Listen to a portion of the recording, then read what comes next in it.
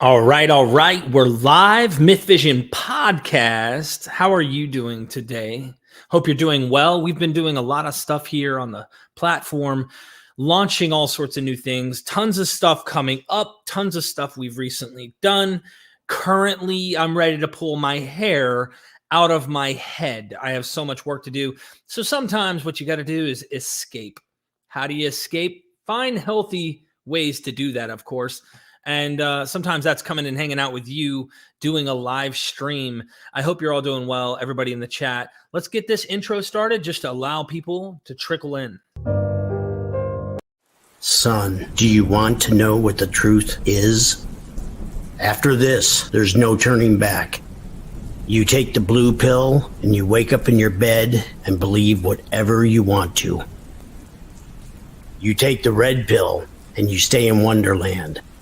And I show you just how deep the rabbit hole goes. Remember, all I'm offering is the truth. Nothing more.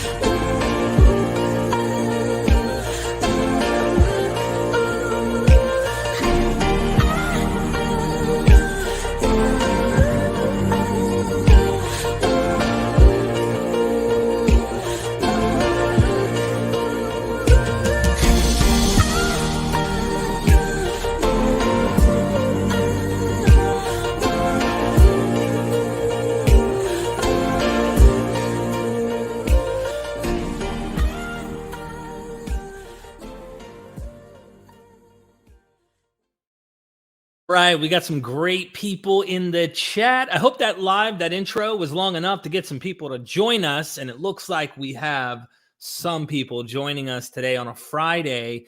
I am working my butt off. You see Dr. Kip in the house. He's just trying to get back at me because while he was here, I was cracking the whip on him. You know, I was a taskmaster from Egypt, and he's just not building my pyramids quick enough. And I was just like, you know what, you gotta, so he's whipping back. I'm actually editing a course specifically with him, and this course is amazing as usual.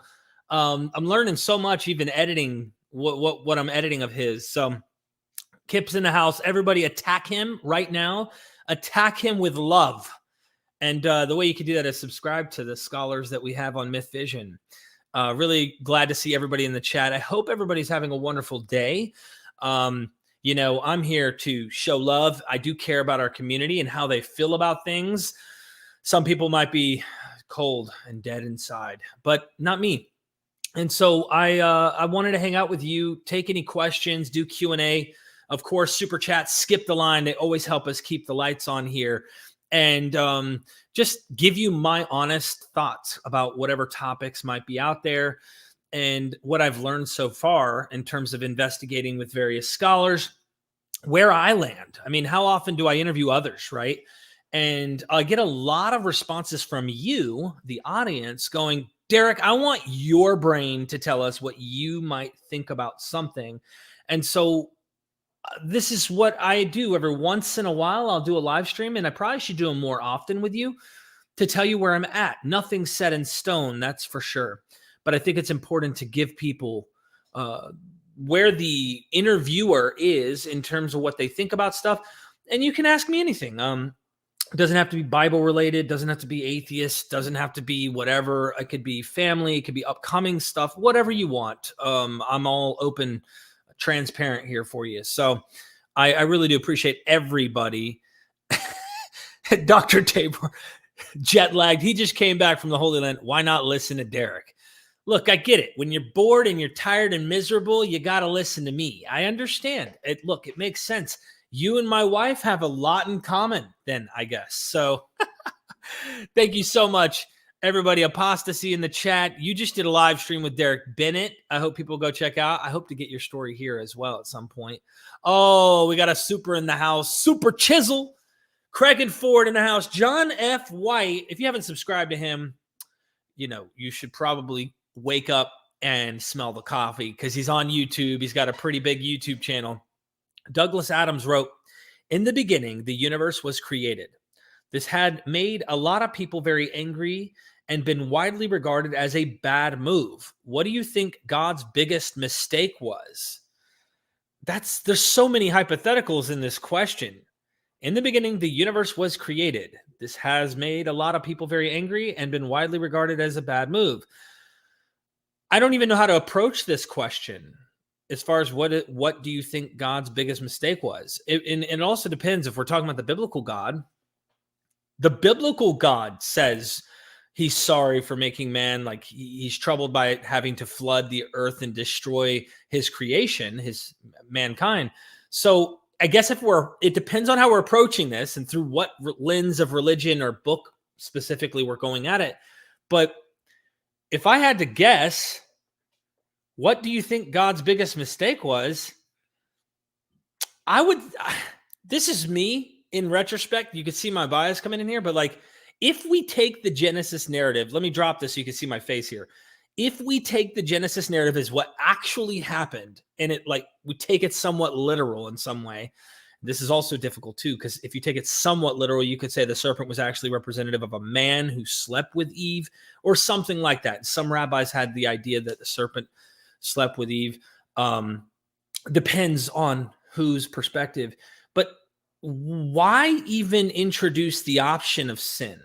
Why allow suffering and pain and all that, right? So that would be where I would go, why not just have a utopia to begin with? This is something that in retrospect, and I think that's because everyone watching, whether you're a believer or not, we can all relate in suffering in some way, whatever it is. Some may have suffered more than others, but I think that common ubiquitous thing we experience of pain and suffering, that's something that I wish, is that necessary? Was that necessary? And whose fault ultimately is it if you take that worldview as that there really was a God who created all of this? So to God, though, it may not be a mistake to him, but then again, is God experiencing the pain? I mean, Christians will say he did. 2,000 years ago, he was put on a cross, et cetera, et cetera. So, there's all sorts of questions, and that's a tough one to tackle, John, because it depends on how you approach this. And of course, that's the problem for me, sitting in the seat of interviewing thousands of people, right? Is I hear the perspectives, and I don't even know what angle to approach with that super chat. How do we want to approach it? So if you want to dive a little deeper and give me a particular nuance to that question, I'm game to go deeper. Anyway, I'd be happy to answer more if that makes sense of my perspective. But I also think it sucks that the kind of the hide and seek kind of thing, like where's God, right? And I know that this can go endless, where Christians will say stuff like, you expect God to be a genie. You wish for something, and if it doesn't happen, then God doesn't exist. That kind of thing. But I imagine if there is something, let's just say beyond us, because I am not omniscient, I start with naturalism because it's the most obvious thing to me, and I work outward from there. There could be something more, but I just don't think the depictions we're seeing in the Bible in any way should be taken literal about God at all. So these are perceptions of men and their experience being portrayed. And this is why I think we see a lot of very old concepts throughout the Bible, because if there is a God and it knows the future and such, it seems to have a very within the zeitgeist of the times these men wrote perception. And one might say that God's cooperating with man at that time to achieve those goals. It's just hard for me to think that when there's knowing the end from the beginning and like prophecies of the future and such, they don't come to pass in many cases. What the heck is that? For someone like me that failed, that can't be God. And John J. Collins actually corrected me one time when I went to interview him about well, God said this in Hosea, and God said that in this book, and thus saith the Lord in this book. And he's like, God didn't say that. The people who wrote that said, this is what God said. So it tells you more about the people than it tells you about God.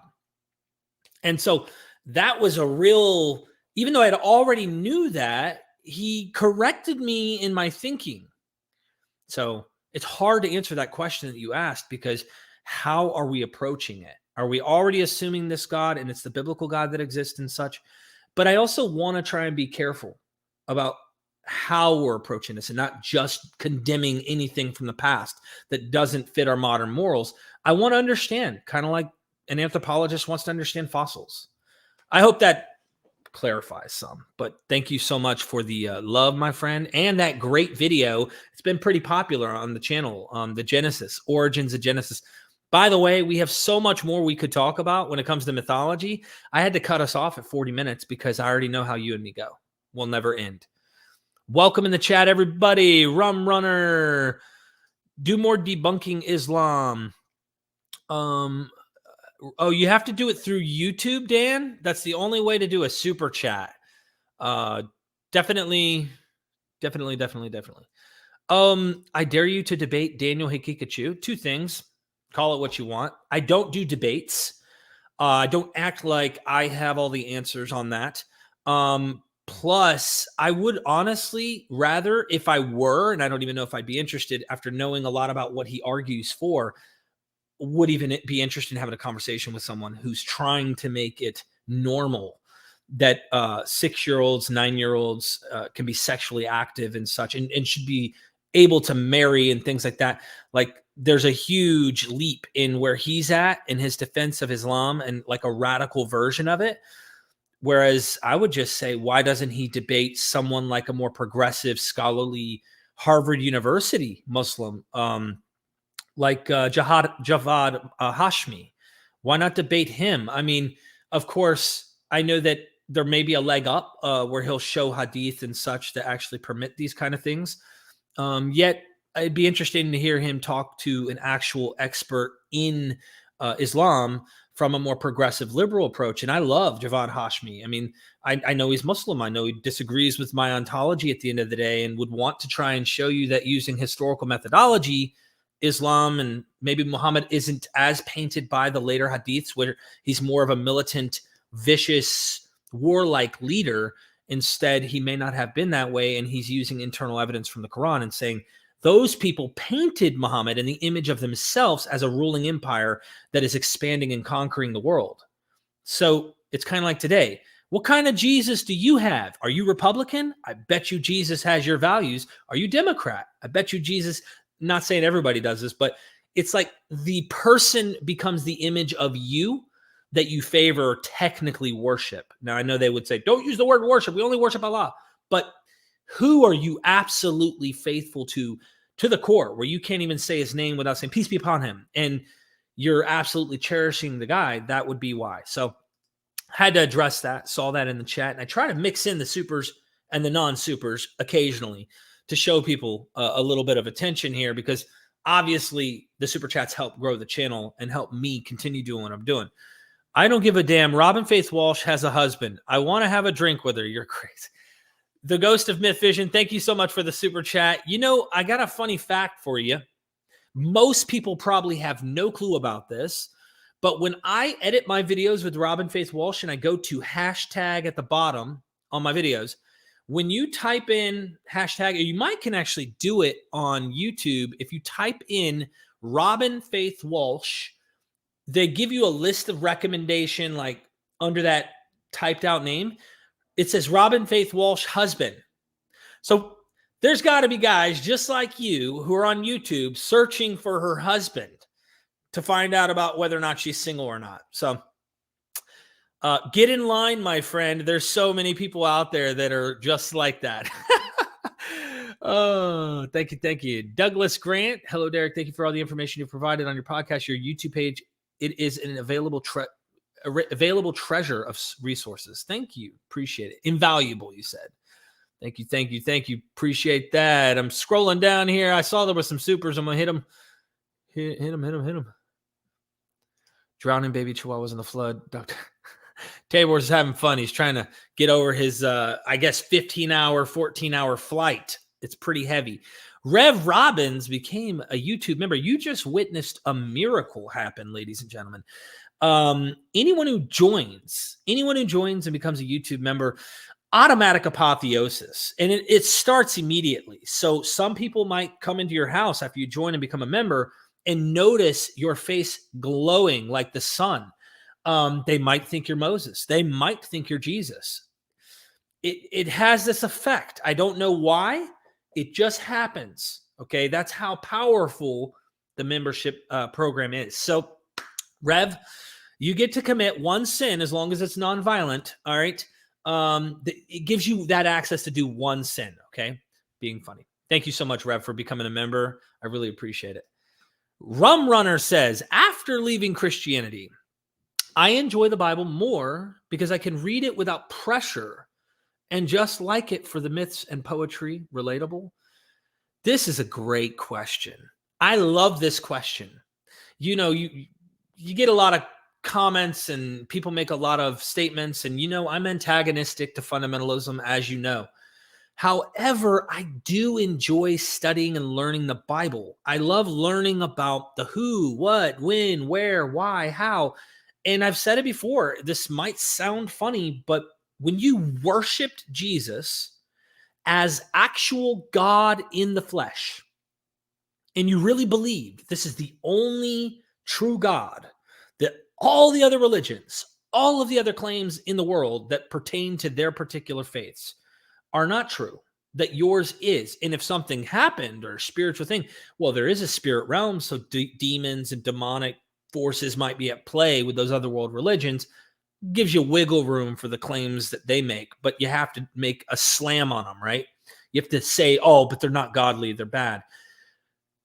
I analogize it to the magician David Blaine, and I always use David Blaine because he's pretty well known and famous for being a magician, and I'll use the word trickster. He's an illusionist. People believe what the heck they're seeing, even though it's a trick. And someone whispers and goes, hey, you want to see how the trick's done? You want to see why it looks the way it does, even though here's the real situation? And I got to see behind the curtain. And when you see the cultural zeitgeist, you see the situation, you find out several other figures, including Caesars, were born miraculously by divine deities. And even in Plutarch, he talks about a virgin divine conception by the spirit, the pneuma of Zeus, and making Plato. And you find out, like, hold on, did that really happen? So you see this is kind of myth making, legend making in the process. Once you see that, at first you can see that there's still antagonism, I guess you'd say, to the fundamentalist from me, but you start to like the idea, like, whoa. So this is like if my family member died and I made him into something bigger or her into something bigger than they really were, to kind of pass on the stories to the next generations, because we all love a story. We all love a little fiction. That's what it seems like is going on here. Now, putting your finger on exactly the Jesus scenario of resurrection and whatnot, there's all sorts of plausible explanations that can make sense as to why these people believed that Jesus rose from the dead. And it could go from the full-on legend side to the full-on these people actually thought that Jesus rose from the dead to you name it. There's all sorts of plausible explanations. We just have not very good data to answer the question. But I love the stories. I love thinking about Jonah, not in the literal, actual big fish, giant whale, whatever swallows a guy, but in the concept of death swallows. And here's this fish in this allegory, it seems, swallowing this man to death, to Sheol, and him overcoming it in some strange way in this story. And he doesn't want to go talk to the enemies of his people and tell them to stop being harsh, stop being violent to Israel, and God will forgive you. But he doesn't want God to forgive him. Anyway, I love learning all this stuff, not believing in it literally. I love learning where the Mesopotamian stories may have influenced Genesis. I love learning about just the biblical context itself and hearing how crazy some of this stuff sounds, because it reminds me of Game of Thrones. Who doesn't enjoy watching Game of Thrones? Maybe some of you don't. I do. And even the ugly and the crazy and the what? Hold on. There's incest, there's fighting, there's all sorts of stuff going on in there. And you're like, what the heck? Even dragons. Leviathan? Sound familiar? So you kind of like look at it in a way that isn't, like you said, the pressure isn't there. So I would read this like I would read other books in Greek mythology or stories in history, etc. That's how I feel about it. And I also love what Dennis McDonald said yesterday, where he says that this material, when you think of it in the way that he's describing it, it's a sophisticated art by the authors. In the course on Mark I did with James Tabor, who I think is still in the chat, he literally kind of describes it as like, all right, the curtain falls, and then like it opens for a moment, and someone comes out and goes, all right, here's the story about Jesus Christ, the Son of God. Then walks back, curtain closes, curtain opens. Here's this guy at a river named John the Baptist baptizing Jesus. Right out the gate, first scene, scene one, take one, cut, or whatever, like how they do the start thing for movies. That's how it feels. And that course goes deep into the whole Gospel of Mark, but I like that. And nobody's shoving, if you don't believe this, do you know where you're going for all eternity? That's right. Oh, and make sure you vote against these people who don't identify like us, et cetera, et cetera. Anyway, that'll go down a whole different rabbit trail. Joel Pearson, in another life, I would have liked just doing MythVision and taxes with you. Joel, man, good to see you in the chat. Haven't seen you in a while. Let me scroll down here. Oh, Kip is definitely going to be having fun with this one. Get ready for this. So I'm currently reading God and Anatomy and am totally perplexed at how many online critics miss this important point that the Bible is a book about people, not any God. Okay, Brave New History in the Hizzy. I'm starting the TEB only movement. Tabor James. What's the TEB? I hope I'm not like just not catching what you're saying. Maybe you're saying it in the super chat. Scrolling down to see if I see anything from you. I don't see it. Mr. Wake Up Call says, why have you not interviewed anyone that knows God did not create the species of man and or everything? That's kind of a strange question. I'm not really sure. Email me what you mean. Give me further details, because I definitely have had people on that are scientists who think we evolved, and so they don't think. Oh, so you're advertising yourself on that. Well, you need to email me, and I need to read up and see if you have anything I can see your background on and specifically investigate that further, because I am very careful about who I just have join me on the channel. Inquisitive Mind, nearly 40,000 views for the Was Umar the Messiah? Wow, I didn't know it went up that fast. So we have a video that we did on Umar, the second caliph, and was he considered or viewed as the Messiah, especially from the Jewish perspective during the period, by allowing the Jews to go back to rebuild the temple. We're talking 7th, 8th century, right? 7th century, I think it is. So the 600s. Really appreciate that, Inquisitive Mind. Scrolling down, accidentally agnostic? Thanks for all you do, Derek. Do you mind giving a snapshot of how you broke deconversion news to your children and guided them out of Christianity? Ooh, making a personal email or super chat. So I don't coerce anyone or even try to pressure anyone in my family to not be what they are. I try not to do that to anybody, including online. I'm just here to be a human who's trying to figure out the truth. But I will say this, I have vocalized over time around my family, my wife, who was already closer to, she was actually very normal. I wasn't. And she always would tell me men wrote the Bible, right? And that was enough for her to realize No, you don't understand. Men wrote it. And I'm like, no. Scribes moved by the Holy Spirit, pinned. The Holy Spirit like coercively moved their hand in a way that it's without error, and it has the true message. And, this kind of fundamentalist view of Scripture, which is a Protestant one. And my wife would go, men wrote it. Men made mistakes. And I'm like, no. And I would try to like argue with her for several years. I think about a decade. I had to be the most abusive when it came to the religious side of things with my wife. And I'm trying to make that up today. But when I started vocalizing that I no longer believed this and that this book was written by men, she was right all along. I should listen to her a little more, right? I started to speak openly in my own house about this. And my children hear it, and some of them make their own minds up about what they hear their father say or what they hear their mother say. Or one of them was influenced by my mom, who's a Christian, and one of them believed in Jesus and stuff. I don't know if they still do, but they've asked me, and there was a moment where it really affected me because my youngest started crying because he was worried I was going to go to hell. My youngest, we're talking at the time, he was like 7 years old, and he was really worried I'm going to go to hell. And I was trying to explain this to him because he had gone to church with my mom a few times. And it didn't take 3 or 4, maybe 5 times to go to church when we were back living in North Carolina for him to come to this kind of conclusion, probably couple that with things my mom may have said around the household, for him to start drawing this kind of perception that gets instilled from Christianity.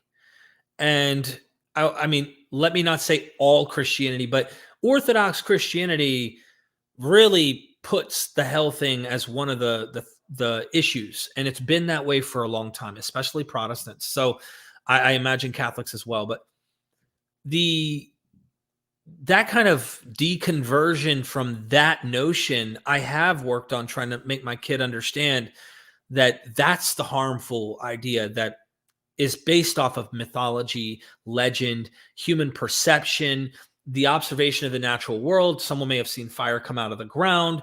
Other mythologies before, whether it be Greco-Roman or Zoroastrian from Persia, etc., influence. That all goes over his head, though, because it's simple, basic stuff that really he connected to that got him thinking and believing this is true with his emotions. And then he was worried about his father. So now my whole family knows, and I think they want to avoid the conversation with me as much as they can about God. But I still, whenever it comes up, and sometimes it does, I let them know. And I don't shy away from sharing my piece. But I also don't go out of my way to condemn them or their thoughts or their beliefs. And when we go to Thanksgiving and they're holding hands, I hold hands with them when they pray. I spend holidays with my family. None of that changes. I just personally, it doesn't affect me, right? So I don't believe. So that's my whole position. If one of my kids chooses to believe at the end of the day, that's his choice. I mean, I've got 3 boys, so I don't make them make that decision, but they do know Daddy works in this area and this is what I do. So if they have any questions, I'm happy to guide them. If they say, Dad, I'm interested in a life of faith, I'm curious about this. Look, I'm not going to say that I wouldn't try to deter them if I thought that what they were getting into was really something harmful, but I'm also not going to stop them. I would be happy to explain to them why I don't think it's true and why I think it is a man-made construct. But it's a tough one because I don't want to push anyone in or out of anything. I want them to make the decision on their own based on their research and based on what they're perceiving. So that's why I do what I do here to educate, not trying to enforce, but at the same time, I don't know how that'll change for me. Will I become more aggressive in my approach? Will I stay the same? I don't know where I'm at because I'm always changing as well, and how I might do that with my own kids. Great question. It's a very personal one, but a very serious question at that. So I really do appreciate you asking that. And as I learn more and read and study, I'm certain I will always change. And I want to try and remain a student till I die. people with PhDs, experts in particular subject matters. I think my encouragement, my philosophy to anybody would be always try your best to remain a student and learn.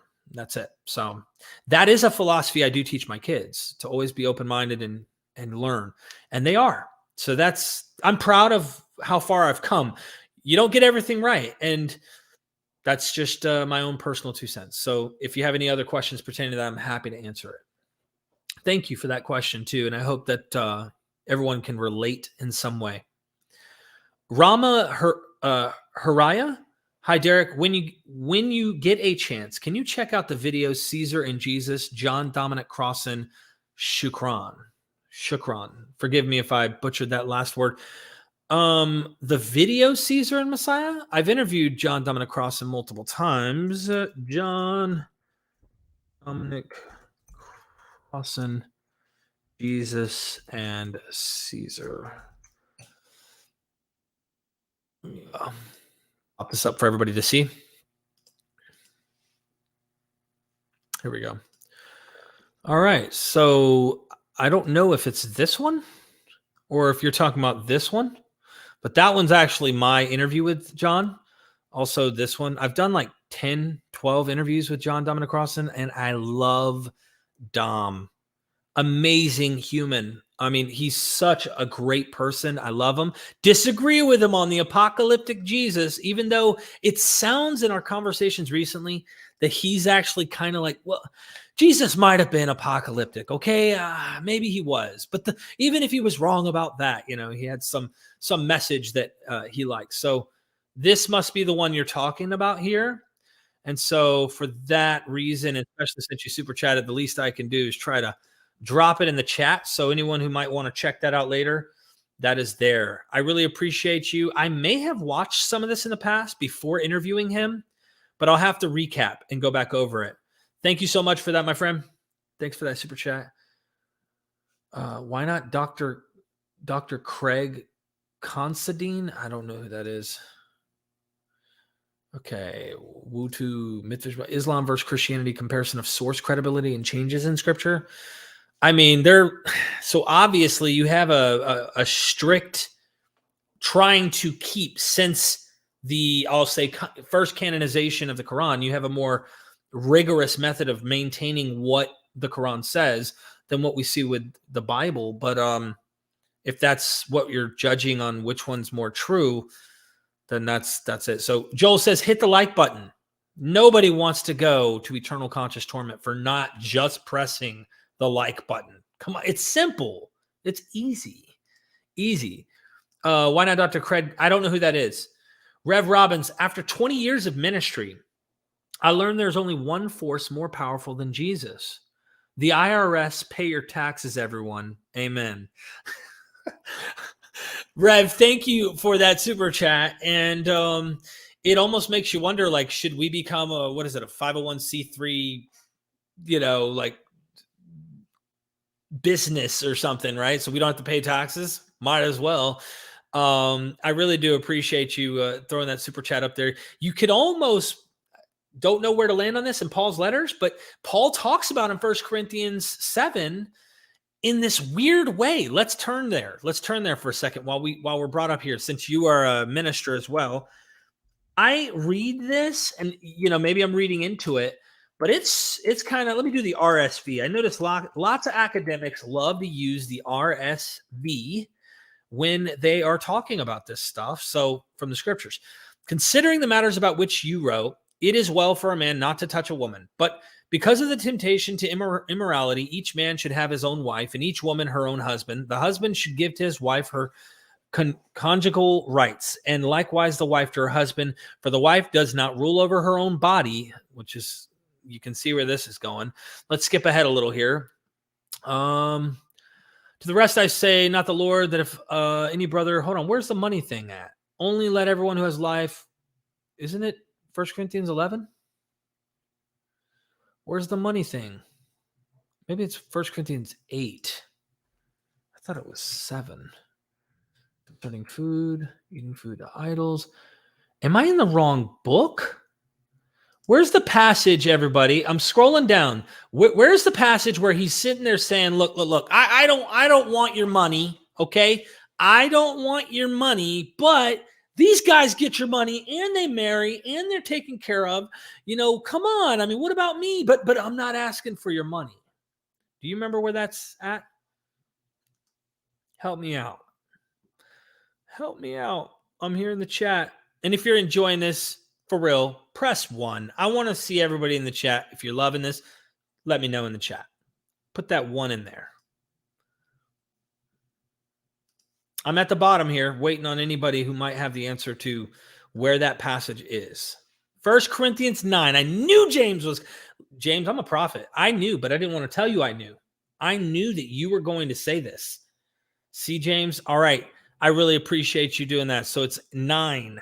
I knew it. And notice James knows what I'm talking about when I'm saying this. So let's pull this up here for a second, making sure you can't read that. So we're going to shrink my big head.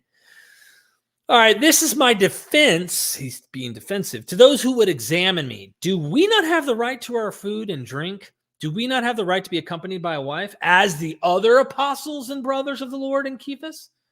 Or is it only Barnabas and I who have no right to refrain from working for a living, who serves as a soldier at his own expense? Who plants a vineyard without eating any of its fruits? Who tends a flock without getting some of the milk? Do I say this on human authority? Does not the law say the same? And this is that funny passage, muzzle an oxen, like as if this is actually not talking about muzzling oxen. Does he not speak entirely for our sake? The way he interprets scripture. It was written for our sake, because the plowman should plow in hope and the thresher thresh in hope of a share in the crop. If we have our own spiritual good among you, is it too much if we reap your material benefits? Give us some of your money. Make sure you feed us. Give us our stuff.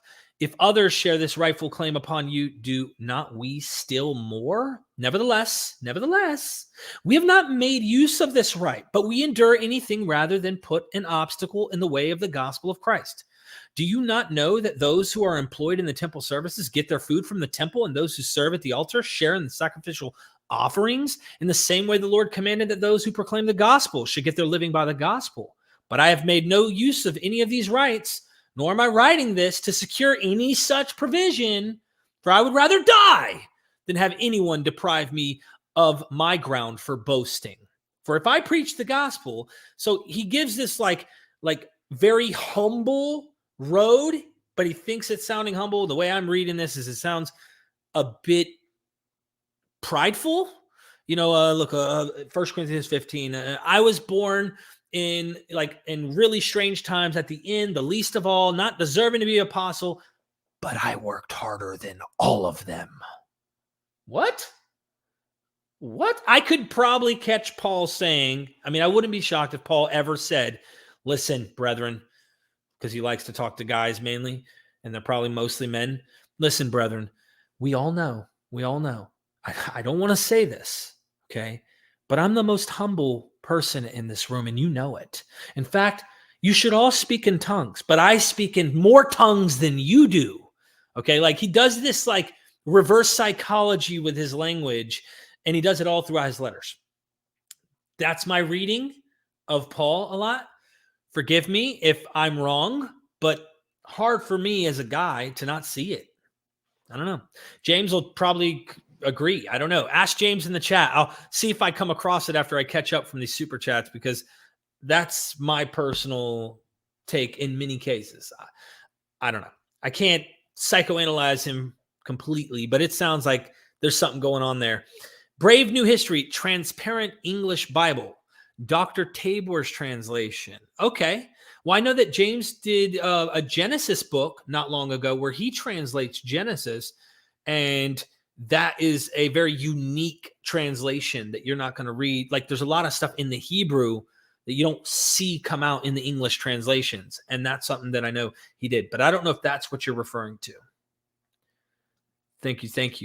MythVision Podcast, where do you currently stand on documentary hypothesis, JEPD, or PPD, supplementary hypothesis? Maybe your own take on the data. Look, this stuff is very complicated, and I am no expert. I'm no textual critic. Obviously I've read these different views. I tend to go along with the documentary hypothesis. However, I'm not talking about the 19th century version, Wellhausen and such. I'm speaking more on the Joel Baden side. But I don't rule out other positions making sense because some stuff is supplemented, right? So it makes sense to me that some of it's supplemented. I don't know what to say, but I can tell you that both supplementary and documentary hypothesis have one thing in common, that people who are criticizing it aren't even noticing. And what is that? They all agree there are various sources with different voices that are not done by the same author.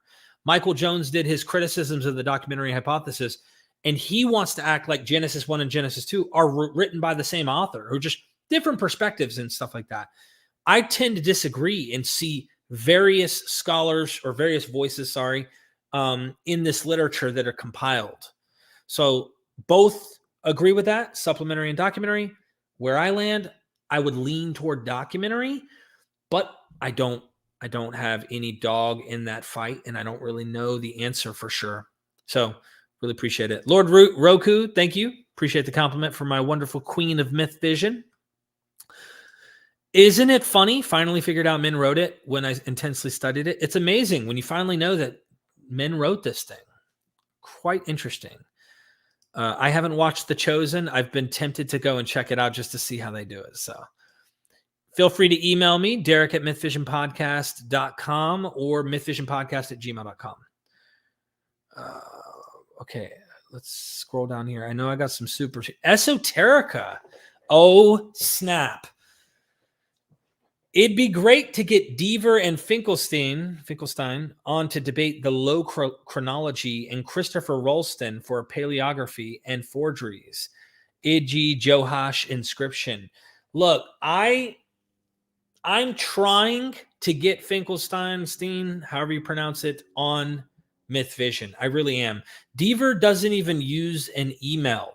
From what I was told, he doesn't even have an email. William G. Deaver. For those who are curious, I got his book back here. Forgive the echo. Here it is.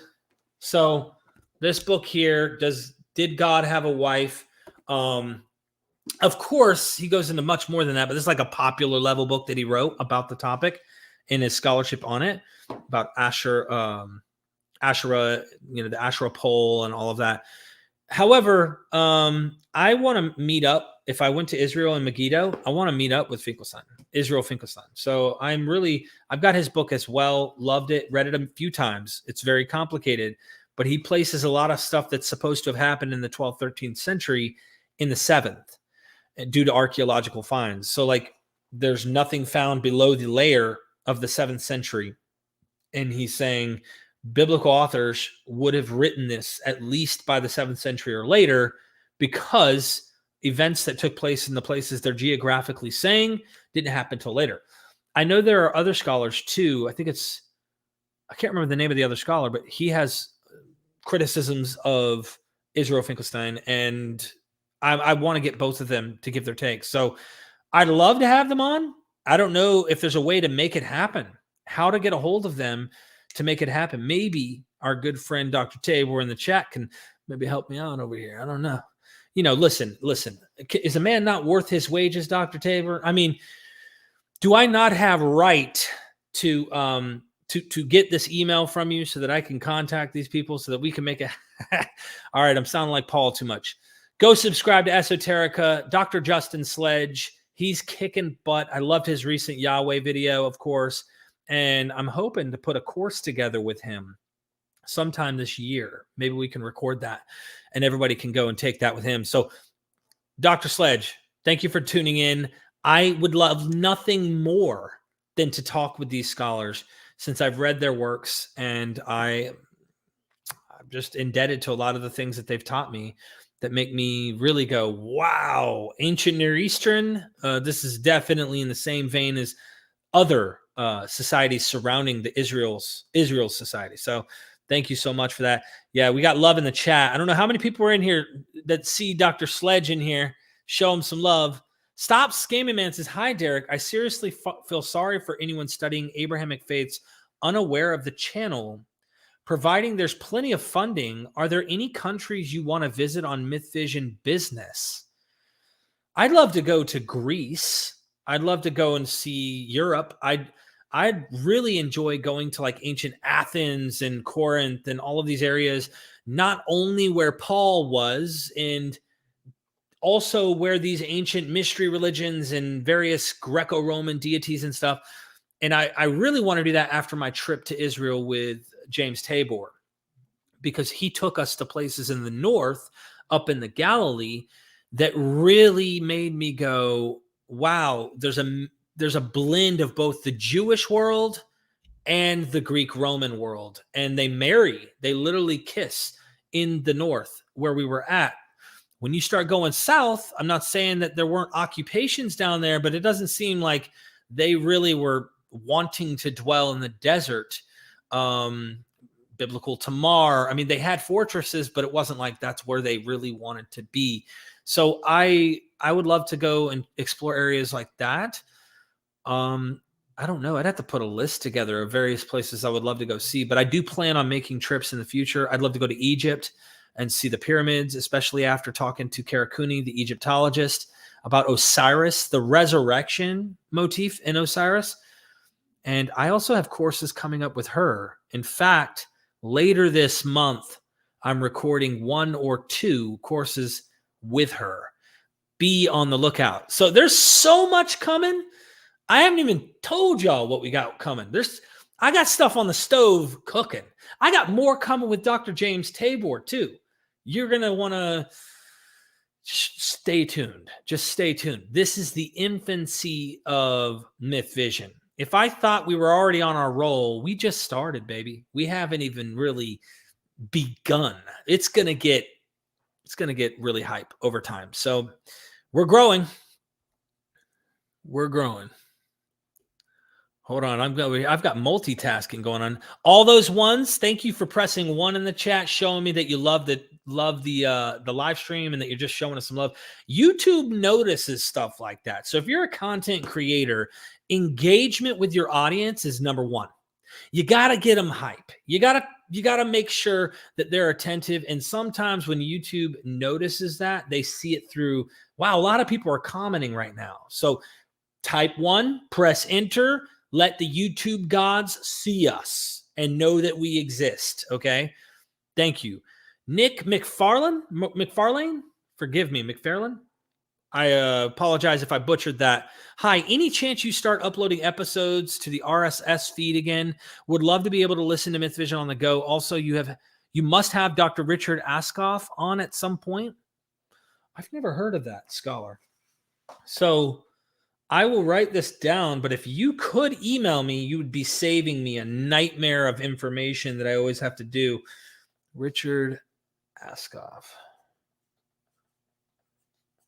I don't know what their expertise is in, but another thing I'm trying to do, because I'm a one-man army, is I've got to figure out, my wife's stretched thin, I'm stretched thin.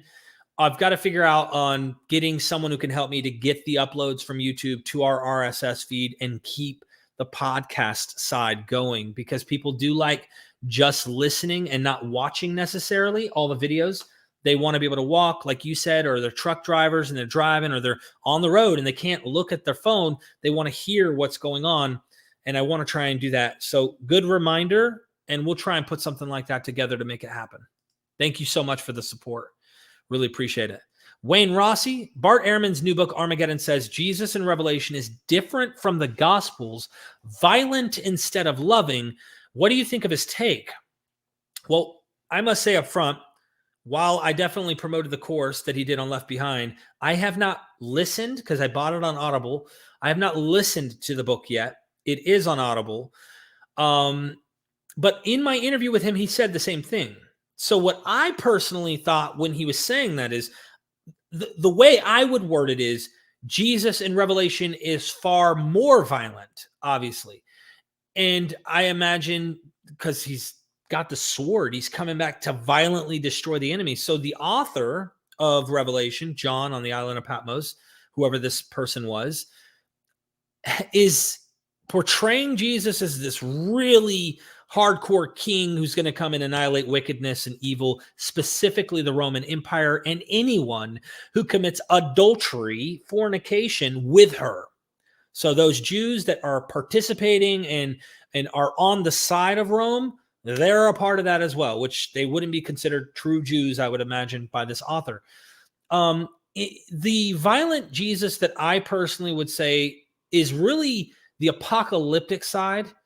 What is supposed to happen when the Son of Man comes? If we read the Gospel of Mark, plug for James' course, read Mark as Mark. It's an apocalyptic document. But if we're reading him saying that the Son of Man will come, it's not Jesus, but that the Son of Man as Daniel, Son of Man, what's he supposed to do when he comes? Pat everyone on the back and hand out flowers? Here's your balloon? He's supposed to come and destroy the enemy.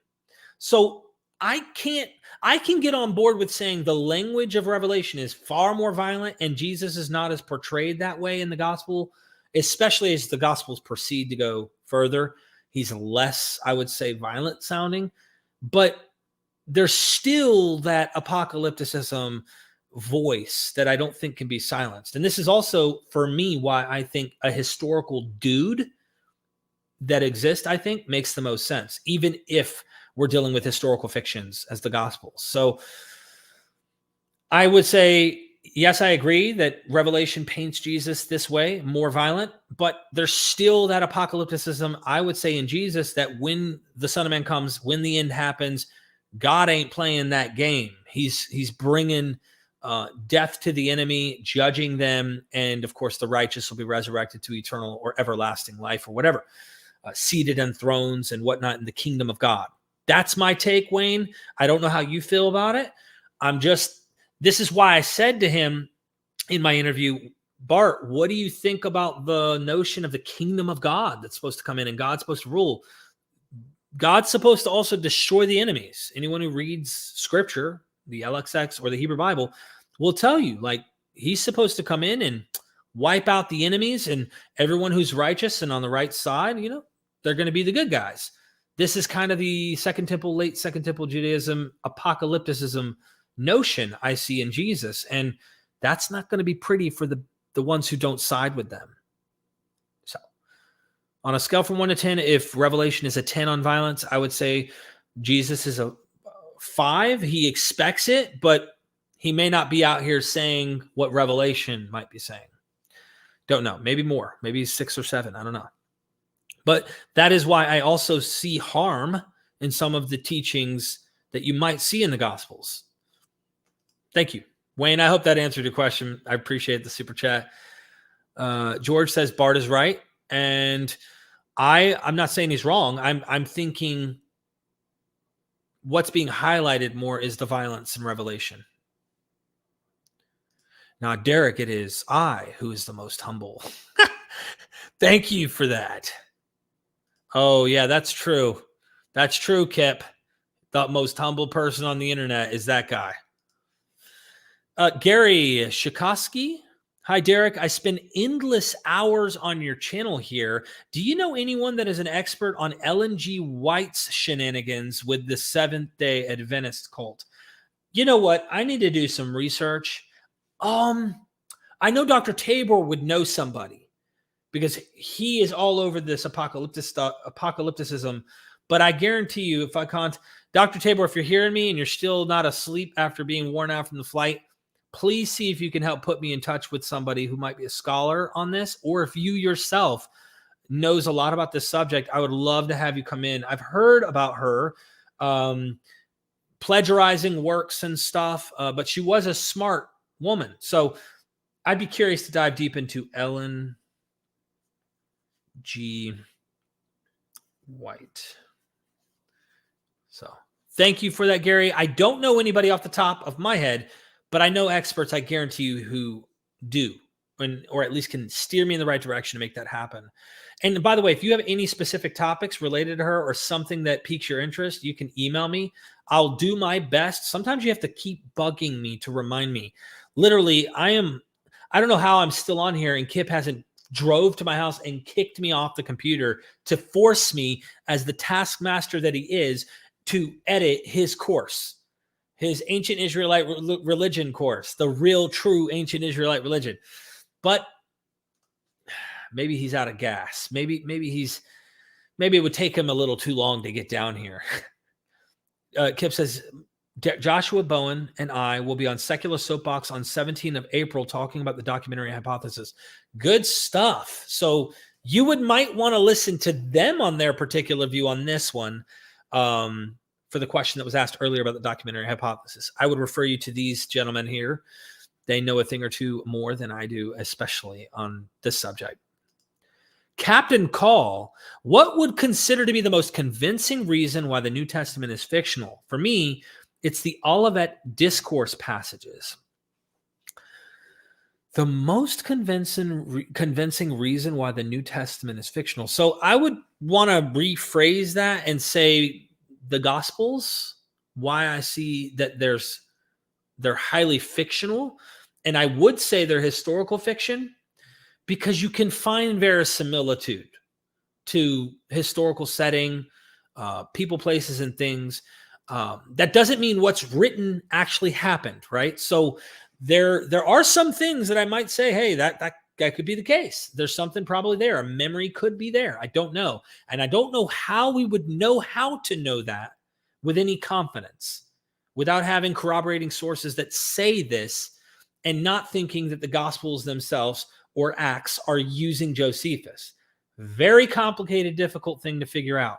But for me, most convincing reason to think that, I would say looking at a lot of the material that's legendary and seeing that material, that topos, that kind of genre in clearly things we say is legendary or fictional. Let me give you an example. I always do this. I don't know if you guys watch me. The Lives of Caesars, Suetonius. When I'm reading Suetonius and I get to my favorite part in this book, here it is. Where's that? 94, I think it is. The Divine Augustus. Yeah. Talking about his birth narrative, talking about how his mom, there's portents to his birth, the whole nine, right? It's so obvious. Even Delcy Allison Jr., great scholar, but in my estimation is somewhat conservative in many ways, but great scholar. He's like, the birth narratives, completely legend. He does not even pretend that there's a memory there. So when you see the birth narrative, and I read Suetonius and I go, Augustus did not have a snake swirl up to his mom, get her pregnant. There's all these portents. This is what actually happened. The same year he was to be raised, the Senate said no child should be reared this year. They're trying to kill all the little kids, just like you see in Matthew. You're like, it walks like a duck. It talks like a duck. The ascension of Jesus in Acts, that looks like Romulus. This is the silliness that I had in that conversation with Michael Jones that really made me go, come on. Come on. He was trying to say, just because you find fiction outside of the New Testament and it looks like it walks like a duck, talks like a duck, et cetera, and then you get to the New Testament, doesn't mean that this is a duck. And I'm going, in his video really made me go, come on, when he said, it doesn't even put a dent in it. If I'm reading fiction here, fiction there, fiction here, fiction there, and I see all this fiction, and then I get to the New Testament, but this might not be fiction. And I lean that, no. You have to take this on a case-by-case basis that this itself isn't. Why are you needing to make that a case-by-case basis for someone to be divinely birthed as a virgin? What the heck? Talk to me in the chat. Let me know what you think. Say amen if you think that I'm on to something here. It seems obvious to me. And even Dr. Allison, who's a Christian, says it's obvious. Apologists need to stop. That's saying a lot, right? So it's those two things that really jump out at me. Obviously, people resurrecting from the dead and walking around and looking at stuff like the tombs were opened and the saints came out of their graves and went and visited Jerusalem. Even Mike Lacona goes, hey, that didn't literally happen. And then he gets fired for it at his conservative university or his job, wherever he worked at the time. So some things leap out at you that are just so blatantly obvious that Christians themselves are like, yo, cut it out. Stop saying that literally happened. And so when you do that, if it's there, what else is there? It's the same thing what I do with Dennis McDonald. When you look at his mimesis criticism, you see this whole pig narrative, the pig demons, legions being cast into the sea and drowning, and you see his comparison to Circe and Polyphemus, the Cyclops. The very clear ones that I'm sold on, I think he's onto something here. You have to ask yourself, once you see it, what else is there? Is there more? There could be, and there may not be. But as you start chipping away at that, you start realizing all of these other things, the turning water into wine. I know there's a way to rationalize this because they had jars where you had 2 compartments in it, and you could cover a little hole that wasn't visible much to the naked eye, and only water would come out. But when you release the hole, the pressure to the compartment is gone, and only wine comes out. So it closes the other shaft or whatever. That's not what we're reading in John chapter 1. I don't take that to be a rationalist approach. This is more Dionysus-like. And I'm convinced that didn't happen either. And so is Del C. Allison Jr. when he was reading it saying, that wedding at Cana, where did that come from with this whole turning water into wine thing? He thinks that that's legend. So sometimes you can read Christian scholars like Dr. Allison and get a good sense that like someone who's trying to be as faithful as they can as a believer, but also be honest with the data as much as they can. You can go to them and find out. Now you can go to others who aren't believers or people who are more on the critical side and read and go, okay, they're in agreement with the ones that are trying like Del Allison, but they'll go even further on some things. And you wonder, maybe they're right. I don't know. That's my 2 though. Romulus ascension compared to Jesus ascension and birth narratives. It's so clear to me. You could get into the resurrection narratives as well, in my opinion, but there you have it. Thank you so much. Thank you. We've got a Baden fan in the chat, man, bear, pig. I'm still trying to figure out the percentage of how much bear and pig you are, because after that Polyphemus Circe story and then Jesus with the demoniac, I'm really, it seems believable that you are part bear, pig, and man, since that's a literal historical narrative. Stop Scamming Man. Again, your channel deserves many more subscribers.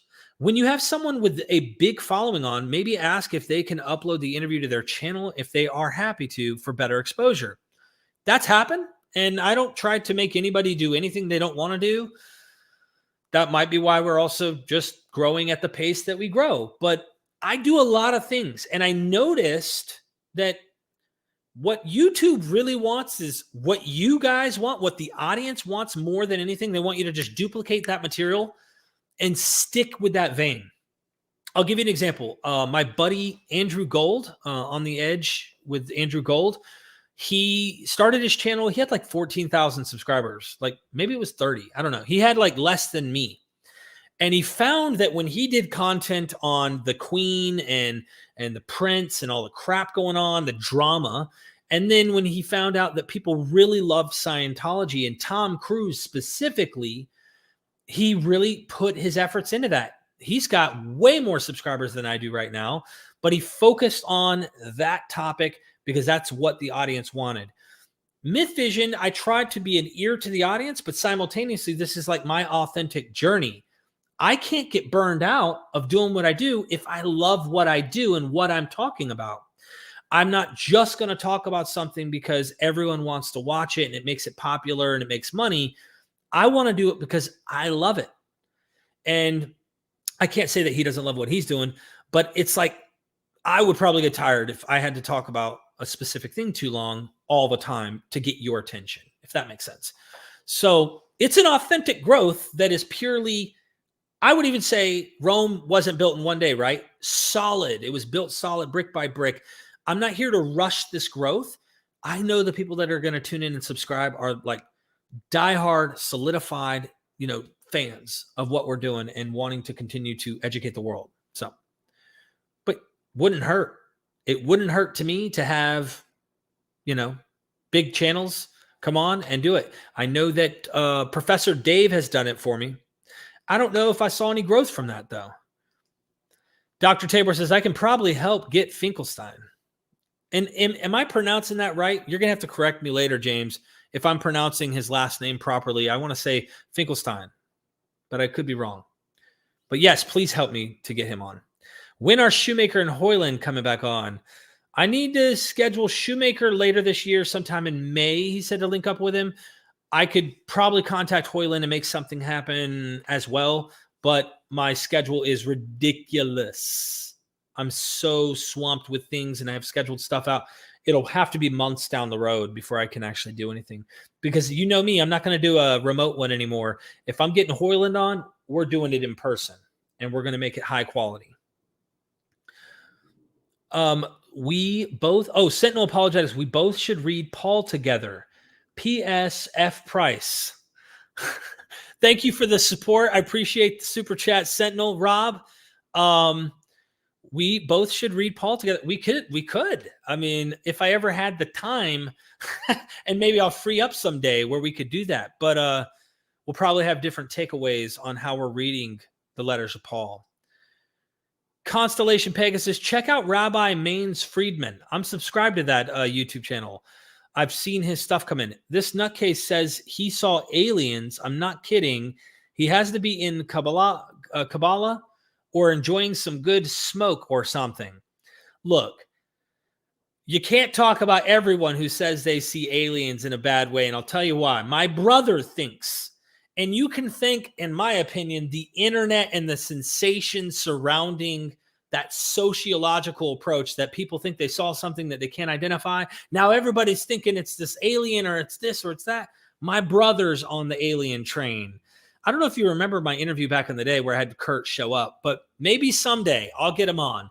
Ghost, demons, aliens, like all of this stuff, my brother's sold on it. And I can't, I try to get him to work through being critical about something and saying, what about this? Have you thought about that? What about that? And he gets very resistant to being critical on these claims.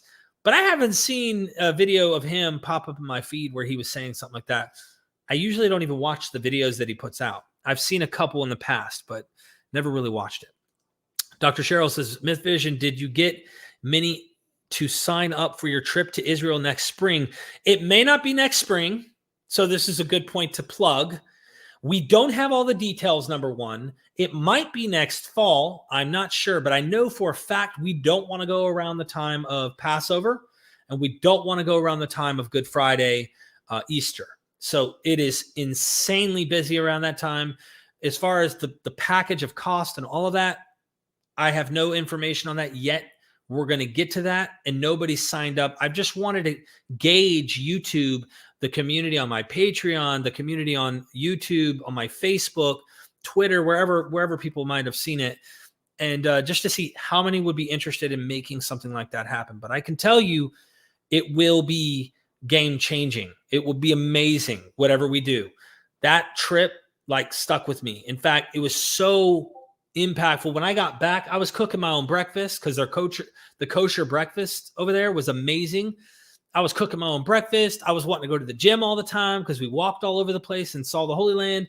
There's a lot of really cool sites that it changes your perception of your research pertaining to all the things we talk about here on MythVision when you get there in person.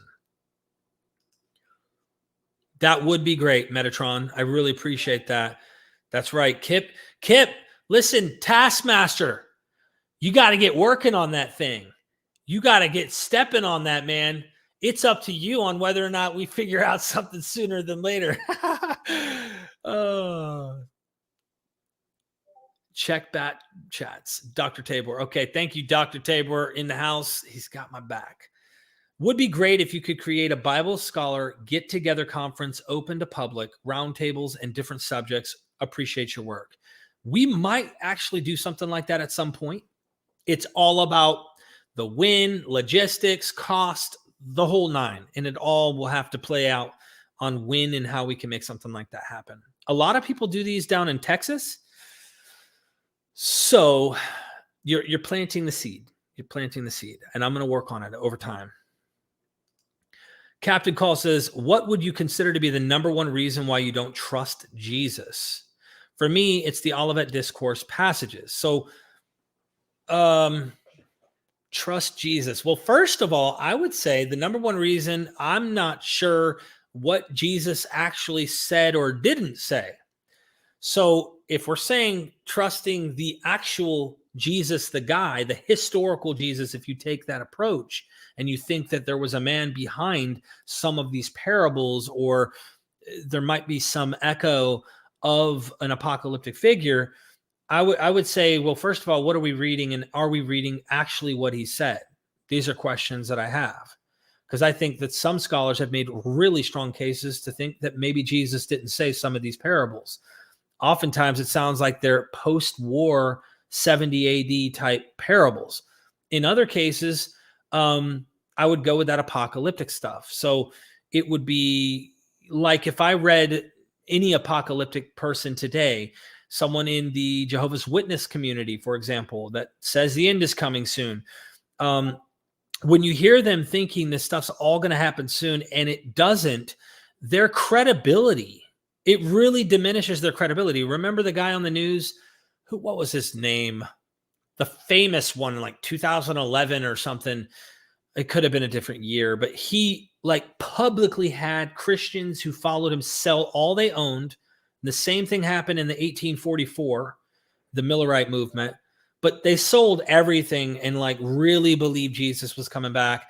Now he didn't show up. Then he pushed it off 5 or 6 more months, and then he didn't show up. You really have to ask yourself, like, should I trust this person? And so I tend to think Jesus was apocalyptic because he's sandwiched between John the Baptist and Paul was clearly apocalyptic. I would think John the Baptist was apocalyptic. And that would be my major reason for why I wouldn't trust the words coming from Jesus, if we grant that the words we're reading are words that go back to him. And that's another reason, right? Like, do we even know what this guy is saying or what he said? Anyway, Siki True says, Derek, you are always welcome to Germany. The only time I visited Germany was my way back from Kuwait. I went in 2010 to do contract work in Afghanistan, and we went through Germany on our way back to the States. Oh, Megan, we're getting more courses. Don't you worry. I promise. I promise. Actually, you can ask Dr. Tabor. Hold on. We've got him on the schedule here, making this public knowledge. You get the inside scoop. In May, the second week of May, I've got it blocked off the 8th through the 12th. Dr. Tabor's coming over and we're doing courses. So thank you for reminding me to mention this. We're going to do 2 or 3 more courses. And one of them I know is going to really grab your attention, Jesus and the Dead Sea Scrolls. So you're going to want to stay tuned. I'm excited about that one. I really am. I really am. I need to email John Walton. I'd be curious to get his take on Genesis. I don't know if he would join me because he is coming from the Christian background. And sometimes if they know who I am or what I do here on MythVision, they may or may not want to join me. But I don't see why they wouldn't, because I would just give him the mic. I'm not here to be critical. I want to hear his information about Genesis and learn from him what he has discovered. So I would be happy to email them. Remind me if you can, JS, with an email to send out one to Dr. John Walton. How about a video on the weird stuff in the Babylonian Talmud? Burning black cat guys to see demons is interesting. That would make for a heck of a show. And I know just the guy, Dr. Justin Sledge, who might know quite a bit about this stuff, the strange magical superstitions that we find within Jewish rabbinic writings and such. Constellation, thank you for that. I really appreciate the support and you always being in the chat. It means a lot to me to see you all throwing ones at me and showing me that you appreciate what we do here. All these ones, it just helps to type nonsense. Hell, just smash the keys on your keyboard. Someone's going to do that, I guarantee you.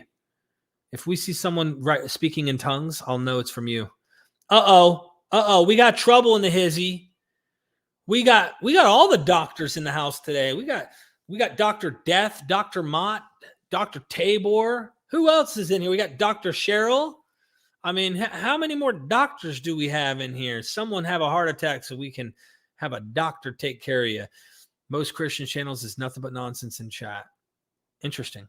I try not to get bogged down when I am like working and go and like get lost in chats and debates online and stuff. Usually if I think someone's trolling, I'll block on social media. Real quick here, I need to check something. Oh, okay. So Madame Putin actually wrote me for the Ghost of MythVision. And for those who know, the linguist scholar on the Quran, Arabic, and of course he's come to talk about Islam, the Quran, and all that. Just told me that he watched my Gabriel Said video and said it was fire. Sorry. Do you live in a town in the U.S. where houses are all the same? I don't think so. My mom's house is radically different from mine, and she lives right down the street. So no, I don't. But if you're talking to me, stop scamming, man. Hi, Derek. Have you heard of the Ahmadiyya? They are a little like a Muslim version of Seventh-day Adventist. I haven't. Also, many are in Pakistan and face dire human rights abuses and are second-class citizens at best. I have not heard of this. What in the world? No, but it wouldn't shock me. There's all sorts of stuff going on in the world that you can lose your mind watching and finding out about online. It's a sad situation. Like I saw a video not long ago about slavery, like today's slavery, and it ain't good. I'll put it that way. It's bad. And I'm thinking to myself, wow, wouldn't I love to see that completely removed from the planet? Like completely. And we have softer, but still forms of it, I guess you'd say. Is softer the right word? With prison systems? Yeah, it's tough. So I'd love to see these categories that we've created, these walls we've divided ourselves in making in our minds, dissolve. I'd love to see those dissolve and us come closer together. But is that wishful thinking? I don't think it's completely wishful thinking, since we've been making better changes in many ways. I hope it gets better. I do. The Bible. But is it worth watching? Constellation Pegasus is back. How about a cartoon intro with Kip Davis and the Iron Maiden song Wasted Years playing? All of us have wasted years because of religion. You know what? You brought up something. I might need to share my screen to show you. My camera's in my way. It's behind you. Bear with me for 1 second here. I'm going to tease you with something that you will not see anywhere else but here. Let's see if I can open it. So obviously this is how far I've gotten on the Kip course. I need to drag and drop 7 and 8 in here. Don't know why I haven't done that yet. But with Dr. Kip, where is his folder? Here it is. On the YouTube ones, I actually have his story. We recorded his story, and it is so good. I can't wait to upload all of these videos that you're seeing. Like, this is the secret stash, ladies and gentlemen. I mean, I've got stuff from our trip to Israel with Dr. Tabor, all these folders full of information. I am just like overwhelmed with things to do, right? I've got 2 courses with Robin Faith Walsh, one on Paul. These are all Paul and Gospels. So here is the one on the Gospels. Here is the one on Paul. I'm going to be editing all this stuff. There's just so much behind the scenes to do. And sometimes after you sit at this desk and you work for a while, there's this thing called insanity that comes on you, and you feel like ripping your hair out of your head because you're just like, I need to go on a walk. I need to go to the river. Kids, let's go to the trampoline place and let them jump. Let's just go somewhere outside and let the air come in, because it's a lot. And I have to do it. And you got to give yourself a break. Sometimes I'll just go take a shower or distract myself. But when it comes out, I promise you, you're going to love it. There's my promise. So thank you so much, Constellation. I appreciate that. Really, really do. Ezra says, if I may ask, what is the aim of this channel? Education. Number 1, education. I would say, and also betterment of society, to try and help people to see maybe how some things aren't really true. Some things aren't stuff we should behave like or practice. So I would say, though, education does that, right? I would think that if more people were educated, it would solve a lot of the problems we deal with in the world. James, bringing up the violent stuff. There is some tough stuff in Paul, isn't there? Paul is expecting a pretty radical change. Your book on Paul, it really does show that. And your book on Paul inspired me, Tabor, to actually dive deeper into Paul, the cosmic family and the cosmic transformation, all of that, really interesting. Especially since I was a full preterist, thinking that the end did happen and like found a way to try and rationalize all that. You came in very clear language, just made that fall apart. It was really clear. Paul's not talking about 70 AD. And you know that Dr. Tabor was there with all that stuff that happened with Waco.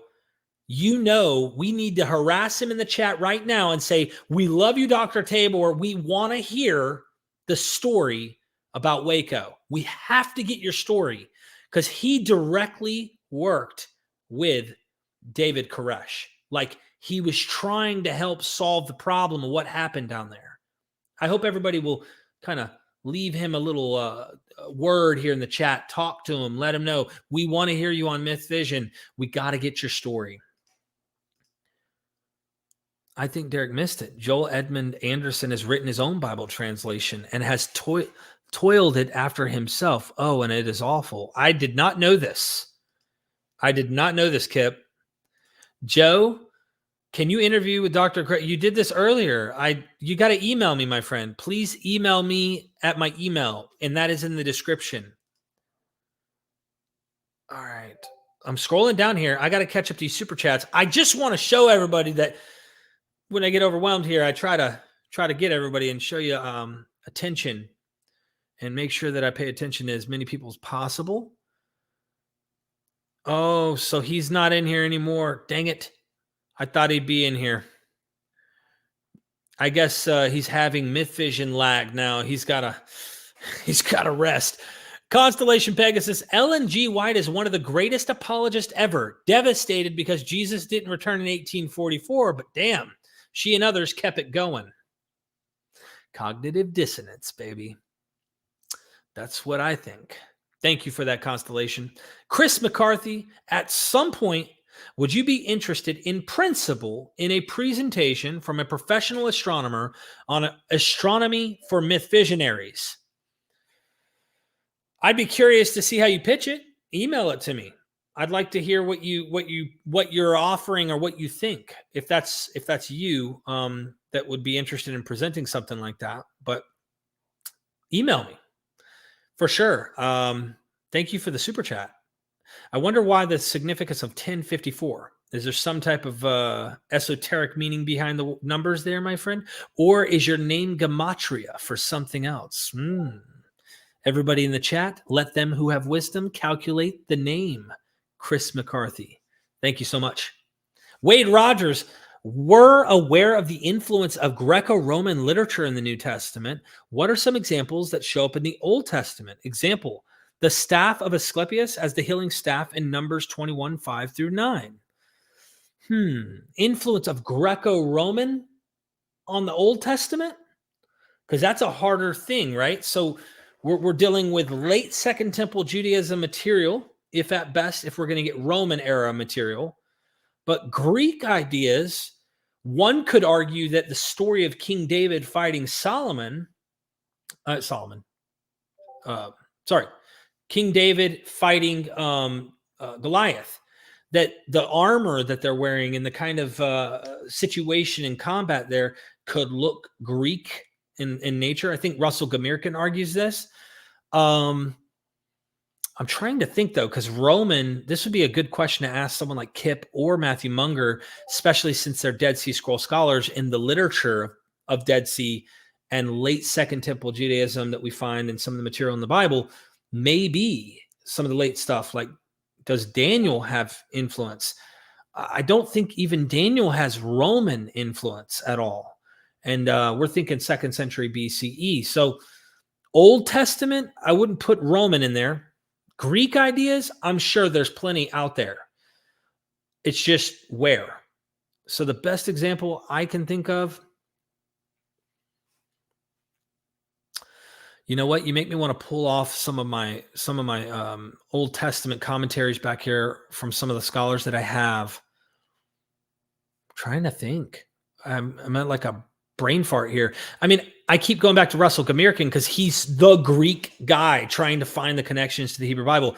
And I'm not so sure or know if he's correct on some of these things, but he even thinks that Plato's Timaeus influenced the Genesis narrative, that the cosmogony there is somehow influenced by Greek Plato's Timaeus. I don't know. He thinks the sons of God there in Genesis 6 plays into the demigod stories within the Greek world. I don't know. There's some scholars who think that Moses with the golden calf coming down from the mountain and the earth swallowing them up and all of that, all of those that participated with the golden calf die, just like in Odysseus' story from Homer, all the men who eat the calf, the sun god's cattle, die. And there are some classicists that think maybe there's some awareness to whoever wrote the story in the Exodus with that of Homer's Iliad or the Odyssey, specifically the Odyssey. So I don't know. I really don't know. I need to close this Discord because I feel like this beeping noise is showing up. I don't know for sure the best example because Russell would be very on the not the consensus view on this. And then there's some who think, no, there's no influence. And then that would be the alternative extreme view, in my opinion. So maybe ask one of the academics I could ask in a future episode with Kip or somebody that might have better answers for that. All right, moving on. Good night, says Derek with his youth pastor vibes. I'm going to take that as a derogatory slant toward me. Okay, good night. Please. Kidding. Ken, you're not lying. You are not lying, my friend. Constellation Pegasus again. Get Jesus back on the channel. I'd like his opinion on 1844 and 1914. So for those who don't know, I interviewed the guy from Australia who believes he's Jesus. By the way, Constellation, this guy cannot stand me now. If I went to email him, I may not even get a response back. I wouldn't mind interviewing him again, but I doubt he would even give me a chance. He was trying to passive aggressively. It was really, really weird what he was doing in the emails. So I ended up going at the dude. Like, I was like, you cut the bullshit. I kept it real with this guy. Like, you're not going to sit here and try to act like I did anything wrong. And all because in that interview, I put 2 Jesus statues just for aesthetic reasons for people who watched the episode on the side. And he went out of his way to like attack my character and my motives and all of this. And I was like, dude, when we talked on the phone, I told you I don't believe you're Jesus. I told you that I don't think that what you're saying is true. But I was going to be friendly with you. And anyone who watched that episode knows that I was. But he came back with some weird stuff. So it was him and his wife, Mary Magdalene. I don't know what her original name was anymore, but she thinks that she's the reincarnation or the second coming of Mary Magdalene, and he is the Jesus from the first century. And so because they both were emailing me, I emailed her back and I asked her, I said, you do know you're not the first woman in history. I did some research on this guy. You're not the first woman in history that he says has false memories of being this previous Bible character and stuff. It goes deep into this false memory thing from the 80s and 70s and satanic panic. And all of that plays a role into this Jesus guy from Australia. That went south real quick. Because, anyway, that guy's a cult leader. Big time. It still would be interesting to get his take because he's so full of shit. But, anywho, what do you do? Kip says, I got to get back to the gym too. You're not kidding. Yes, Constellation is right. I did. Someone said, scrolling. Harold Camping, thank you for those who finally I'm catching up to where I was. Rosa Rule, Alan Bird. Yep, you are 100% right on that. Good to see you here, Masood. Chris Hansen. Chrissy, who is this poser and what has he done with the most dapper Kip Davis? Even that podunk Kentuckian Bennett is better. Laugh out loud. Love you, Derek. Love you too, Chrissy. Hey, thank you for joining in the chat, working on, you're publishing things left and right, mind-blowing. I really appreciate you coming in here and showing some love and calling me out for the poser that I am. You know what I mean? I really appreciate it. Everybody show Chrissy some love in the chat. Scrolling down. Again, Rosa's making sure that I'm not an idiot anymore. Thank you, Rosa. Wade Rogers says, if the historical Jesus didn't raise from the dead, how did that idea come about between 30 AD and the time of Paul's writings in about 55 AD? Great question. And I was hoping that someone would ask this question because I'm such a nerd. And the reason why is I would hope that people will read this book to get at least an idea about people missing after they die. Their bodies go missing, but they also oftentimes appear after death, whatever form the death may be. Sometimes it might be drowning in a river. Sometimes it might be lightning bolt strike them if it's Zeus. Sometimes it might be in a battle, in a war, like in a war. Sometimes they're buried after death in a cave or in a grave in some ways. Depends on the situation. But Richard C. Miller, I'm actually seeing him later this month. At the end of this month, I'm going to interview him in California and get the courses with Egyptologist Kara Cooney. But there's over 100 examples in chapter 2. I mean, you name it. He goes through Asclepius in their alphabetical order, 2 daughters of Zeus. There's a whole chart in here. But chapter 2 goes through samples of translation fables, and within them, people believed that these people were still alive, still existed, and they would tell these stories. They even had eyewitness testimony about these supposed people existing and appearing to them and whatnot on a road, a Roman road, or appearing to them in a certain situation, whatever it may be. Even Celsus talks about Asclepius appearing to people in some way, shape, or form where they believe after Asclepius is gone, he shows up in the flesh, and they're like, it's really Asclepius. So you think about this and you go, why did people believe that someone resurrected from the dead?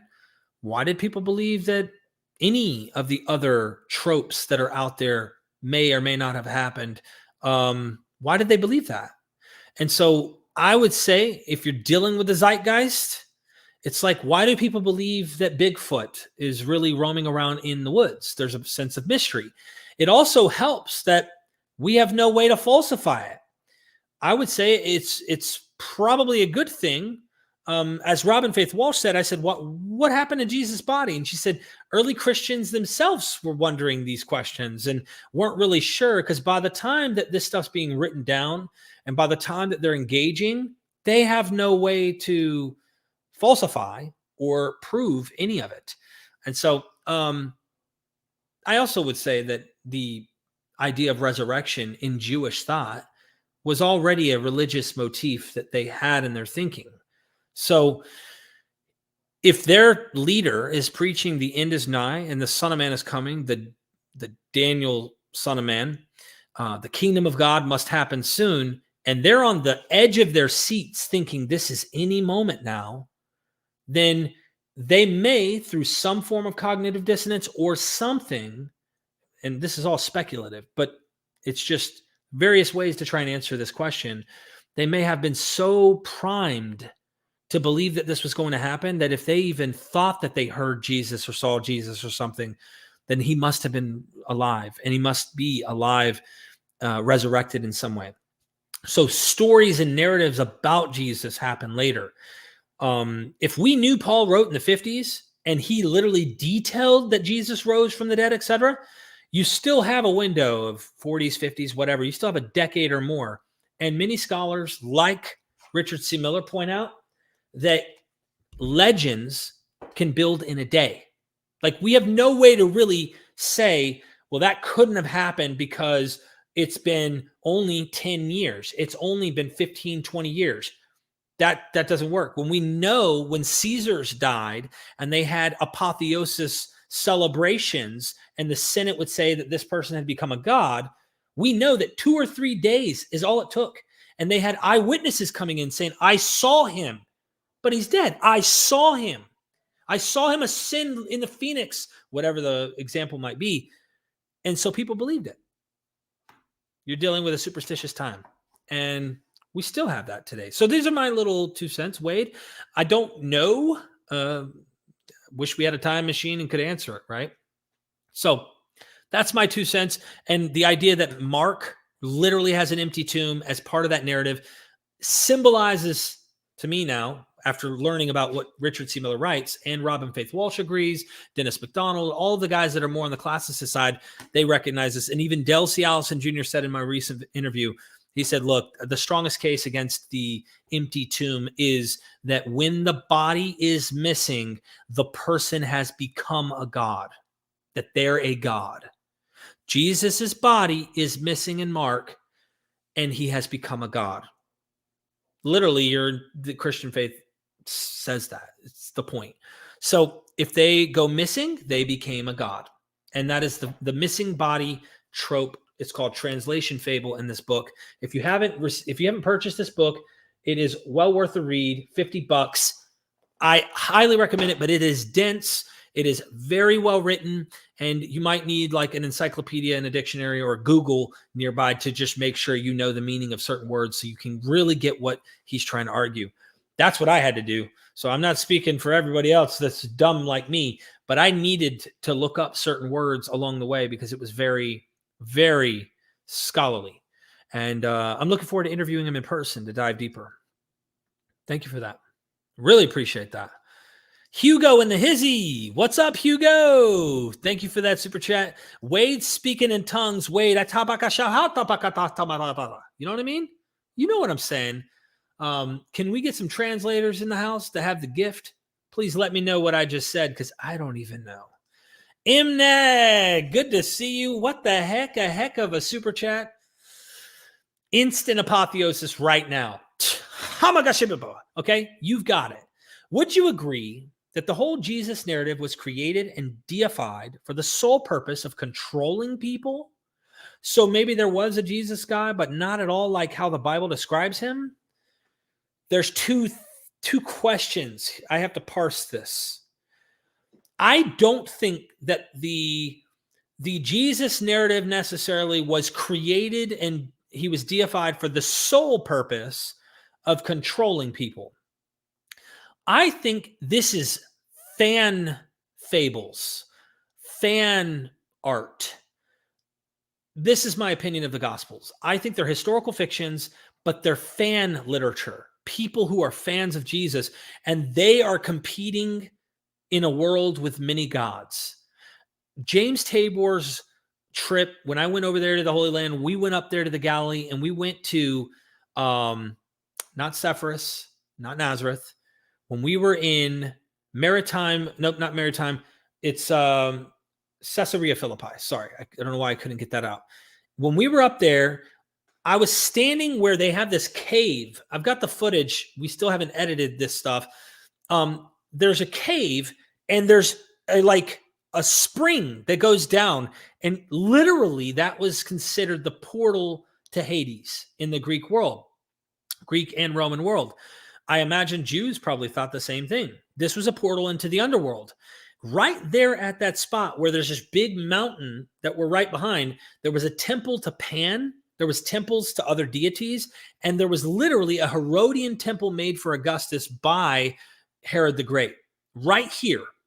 The Gospels portray, whether this happened or not, Jesus in this locale. And he says to his disciples, "Who do men say that I am?" Some say John the Baptist, some say, or whatever, Elijah, some say this, some say the prophet. And then he says, "Who do you say that I am?" Of course, Peter, not even knowing, according to the text, what he's saying, but only his Father in heaven revealing this. He says, you are the Son of the living God. Jesus is the Son of God on the block that you need to pay attention to. Meaning anyone reading that may have known this geographical location would have said, he's better than Herod. He's better than Pan. He's better. He is the one who is the king who rules over the underworld. Like, you may have interpreted this way due to the geographic location. I might be reading into this a little, but if you're there, you might think, why is he standing on the block? It's like a gang member standing on someone else's turf, and they're saying, who's the real man, or whatever it might be in that location. That's how I'm seeing it. Jesus is competing. And so the fan art has him as, our guy's better than yours. Our guy's better than your Caesar. Our guy's better than your gods. Our guy is cooler. He's more compassionate, all of that.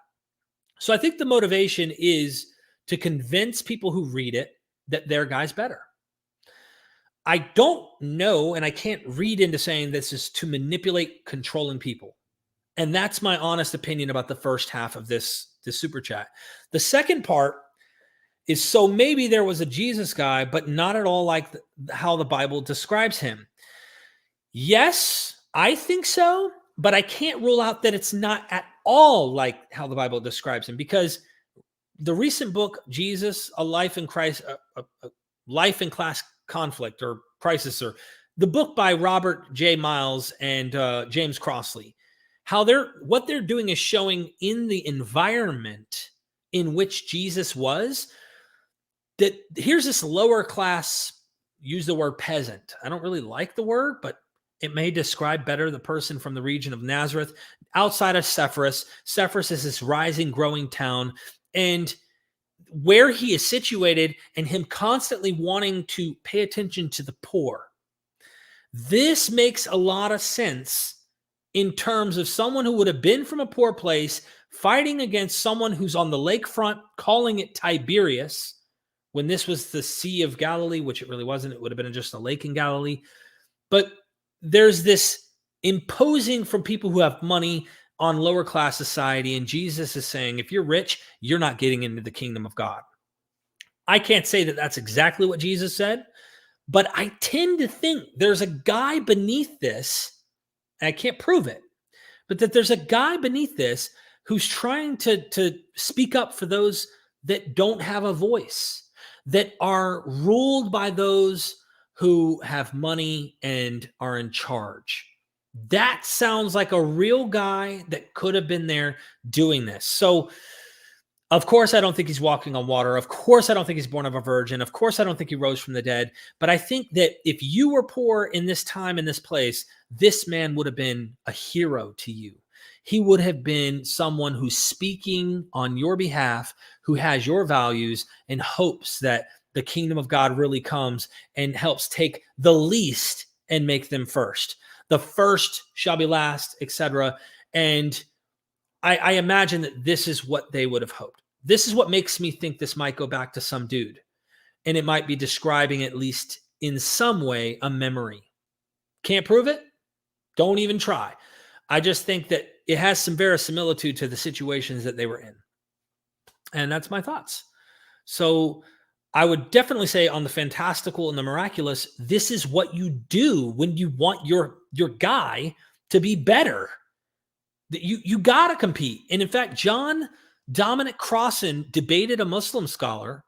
I can't remember what the debate was about, but John told me, he said if Muhammad lived in the first century and he was not claiming, or his followers were not claiming on his behalf, that he was a son of God, he would never even probably be written about, but maybe in a passing note by Josephus. He wouldn't have been a guy on a block. He'd have had no voice. Nobody would have gave a crap. Oh, you're not a son of God? This guy, who's this guy? He's nobody. That's why Jesus needed to be what was in the zeitgeist that was verisimilitude to the rest of the known world. Imnag, I hope that you got your 50 out of that. I don't know. This is all my personal thoughts, but I think I'm touching some kind of reality here with what I'm saying. So thank you for that huge super chat and being a fan and being here in the chat. Thank you. Really appreciate that. I'm scrolling down here. I got to. God told me to say that, Chris, I knew it. I knew that you were going to say that this is what you said, that God said. I knew that. I just didn't want to say anything during the stream. There's a lot of things that are going on right now that I didn't want to say that I know as this continues to roll out in the stream. Just stay tuned. I'll make sure that you know too. Trust me. Humanist Reformation, considering the coming of the Son of Man before the disciples' generation passed away, is the most harmonized passage throughout the New Testament.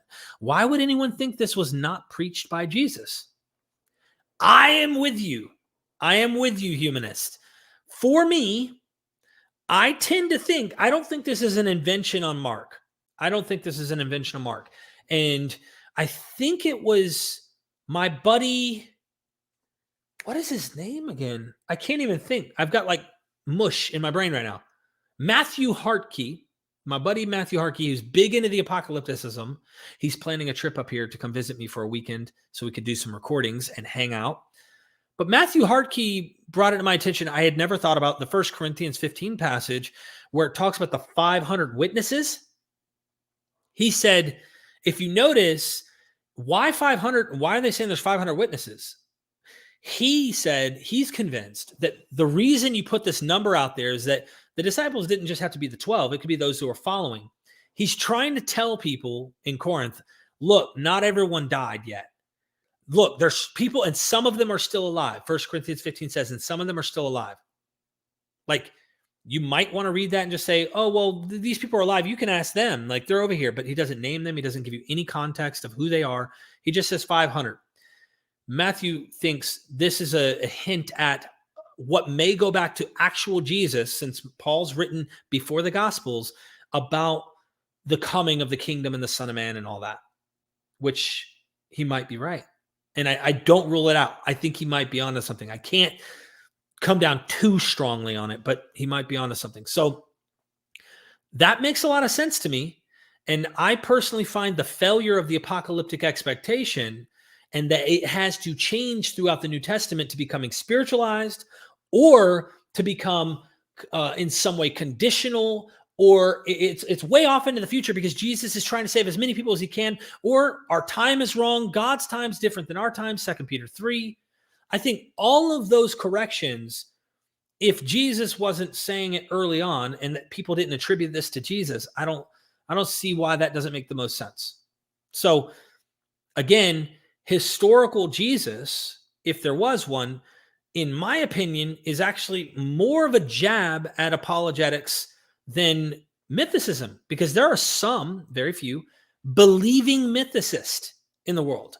And if Jesus didn't exist, and you can say almost anything and attribute it to this celestial type of dude or whatever, it's actually easier to get away with making adjustments on that kind of model, in my opinion. But it would be embarrassing if this failed. And cognitive dissonance, I think, would best explain the data.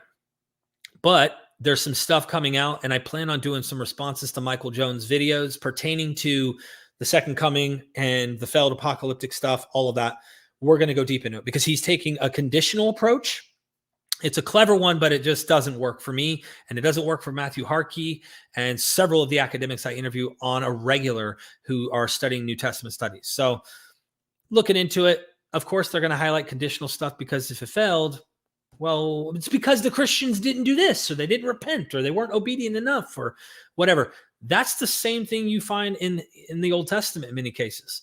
Well, God didn't come yet because Bobby didn't keep the damn Sabbath. Quit picking sticks up, Bobby. Okay? So that Yahweh can come back and help us, man. The damn Babylonians are on our back. Cut it out. I mean, where do you draw the line, right? All right. Humanist, thank you so much for that. I really appreciate you in the chat. And I always love that you bring up the apocalyptic stuff. I noticed that you have a thing about that. And I'm into it as well. So I'm a weirdo. I'm in the same boat as you. We're both weirdos. Let's just own it. Let's just own it. All right. Hugo's in the house again. Hugo said, I'm stamping my dollar on you. I'm putting the dollar on you. Hugo, thank you for that again, my friend. I seriously appreciate it.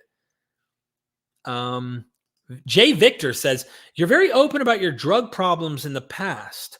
I presume that faith played a significant role in your recovery. Did you ever feel indebted in that respect? Did it affect your deconversion? Ooh, getting deep into my drug addiction past. Victor, I am open. And the reason I'm open about it, and some addicts may not be, especially when you go to like 12-step groups that I have been in for like a long time, well over a decade, they want to remain anonymous. I choose not to remain anonymous because I want the world to know that though it's a problem, it is normal. People having addictions, this is common. I want to destigmatize the world of thinking, you bad human, you horrible individual with an addiction problem. And I also am transparent and open and screaming from the rooftops about my addictions because I want people to know they're not alone and that it can be overcome. So those are the first two things. I said the same thing when I was still a theist. The same thing I'm saying to you right now is what I said when I still believed that God exists. When I first got clean off heroin, I believed, I prayed, I thought, God, whatever, look out for me. I can't do it. I don't know how to stay clean. I've relapsed 1,000 times. I don't know how to keep this. Please guide me, keep me, the whole nine. As I was getting clean and I was able to do searching and research and studying, my concept of God got even bigger. Meaning, I know that if you say that to a Christian, they'll be offended, or a fundamentalist might be offended by that. But what I mean is my God wasn't just the God of Abraham. It wasn't just the God of Jesus. It wasn't just Christian. It wasn't just Judaism. I thought maybe God is literally overarching all human experience and all humans. Kind of like the blind men and the elephant analogy I always bring up, 6 wise men of Hindustan, or we're all on a path and God's kind of sprinkling through all humans. Why we see some commonalities between religions is that this is God kind of expressing itself through them all. So it wasn't this limited, we have the truth, we're right, and everyone else is wrong. That happened as I started to study world religions and giving a little bit of actual voice and listening to actual voices that were not Christian, not Jewish, but actually saying, why do I think you're wrong? And, oh, mine is right and yours is wrong. Eventually, I kept looking into science and evolution, studying biology, learning about my addiction and what caused me to be an addict. It wasn't demons or spirits and things like that the church had told me over a decade ago. It was really the midbrain separated from the frontal lobe cortex from the midbrain. The neurons weren't firing right. So environment, my behavior patterns that I certainly acted out for a long period of time needed to change.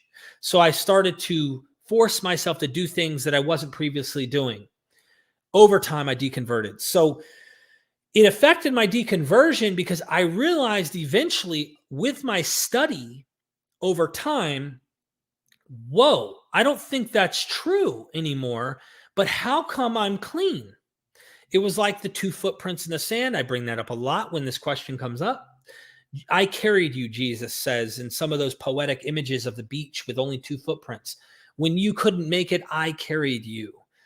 What I started to do, as I said earlier in this live stream, the David Blaine, you saw behind the curtain and you realized that the trick is there. In this analogy, I saw that it was me and my loved ones who carried me. It was the strength I had to tell myself and give myself, along with the humans that were around me that helped carry me. An example, if you walked into an operating room and someone had a brain cancer, and so, let's just say they were cutting it out. Now we have some science that's possibly eliminating that from needing to be an option, maybe, but they're cutting it out. And you walk in the room and you go, oh, thank God. Thank you, God, for saving her. What about the doctor who literally spent their entire life to become an expert on trying to save people's lives from brain cancer? Are we giving credit where it isn't needed? Santa Claus. I used to do this with my kids, and we put like magical footprints walking through the front door to the Christmas tree. And we made them believe Santa was real. And they would go so far seeing the cookies half bit, the milk is, half empty in the glass. They thought Santa's magical footprints all the way up to the tree, the whole nine. And eventually they're going to know that Santa's not real. And they're going to be able to go, it was my parents all along. It's that kind of thing that I started realizing that it's really us, and it's our minds, and it's our loved ones that help us to achieve the goal. And that God isn't needed, even though if you read the big book of Alcoholics Anonymous before Narcotics Anonymous writings are on the scene, or if you go back to some of the writings of Bob and Bill, the earliest guys within Alcoholics Anonymous, they think it takes God, to some form of God, a higher power, in order to achieve being clean and staying clean, or being sober, really, because they were dealing with alcohol. And they were dealing with Carl Jung at the time, top philosophers that were trying to solve the problem, the riddle of alcoholism. Because before that, they would take the key, lock you up if you were really alcoholic and you couldn't get it, and they'd lock you up for the rest of your life. They had no way to solve the issue. I'm also vocal because I want people to know that you can do it without believing in God. And it isn't necessary. Do I think you have to put higher principles to your mind? Sure. I think there was a debate that Jordan Peterson did with somebody when they said, they asked a question about God, and the lady says, no, you don't need God for that. And he says, yes, you do. Because his interpretation was, whatever the highest faculty of your mind that you commit to, that is your God. Wow, what a redefinition of terms to make God into this thing that you need to carry the baggage of God in. But no, you do need to get clean. You do need to better your mind. You do need to think better of yourself. You do need to put yourself in an environment around people, places, and things that put you in a successful, a much more probabilistic chance of being successful on being clean. So you sent me down a rabbit hole because two of my best friends died from drug addiction. One died from oxymorphones, which is a prescribed medication of opioids mixed with morphine and oxycodone, something to that effect. I don't know the pharmacy that well, but then my other friend actually overdosed from fentanyl and I don't know if he snorted it or shot it up at the moment because his family never conveyed that to me, but he was on a really good path, and boom, next thing you know, he's gone, and I'm getting calls from his family members. So I hope we can be transparent and realize that it isn't necessary, because some people's model of God just doesn't work, especially when you go into the 12-step rooms and stuff and you hear some of the things people do. You wouldn't be able to walk into a church and talk that way, but you can be real in some of those meetings. And yeah, anyway, thank you so much for that. Blake, what do you think blasphemy against the Holy Spirit means? Pastors have told me it's not a one-time sin, but rather it is dying without accepting Christ. I don't think it's dying without accepting Christ. I really don't.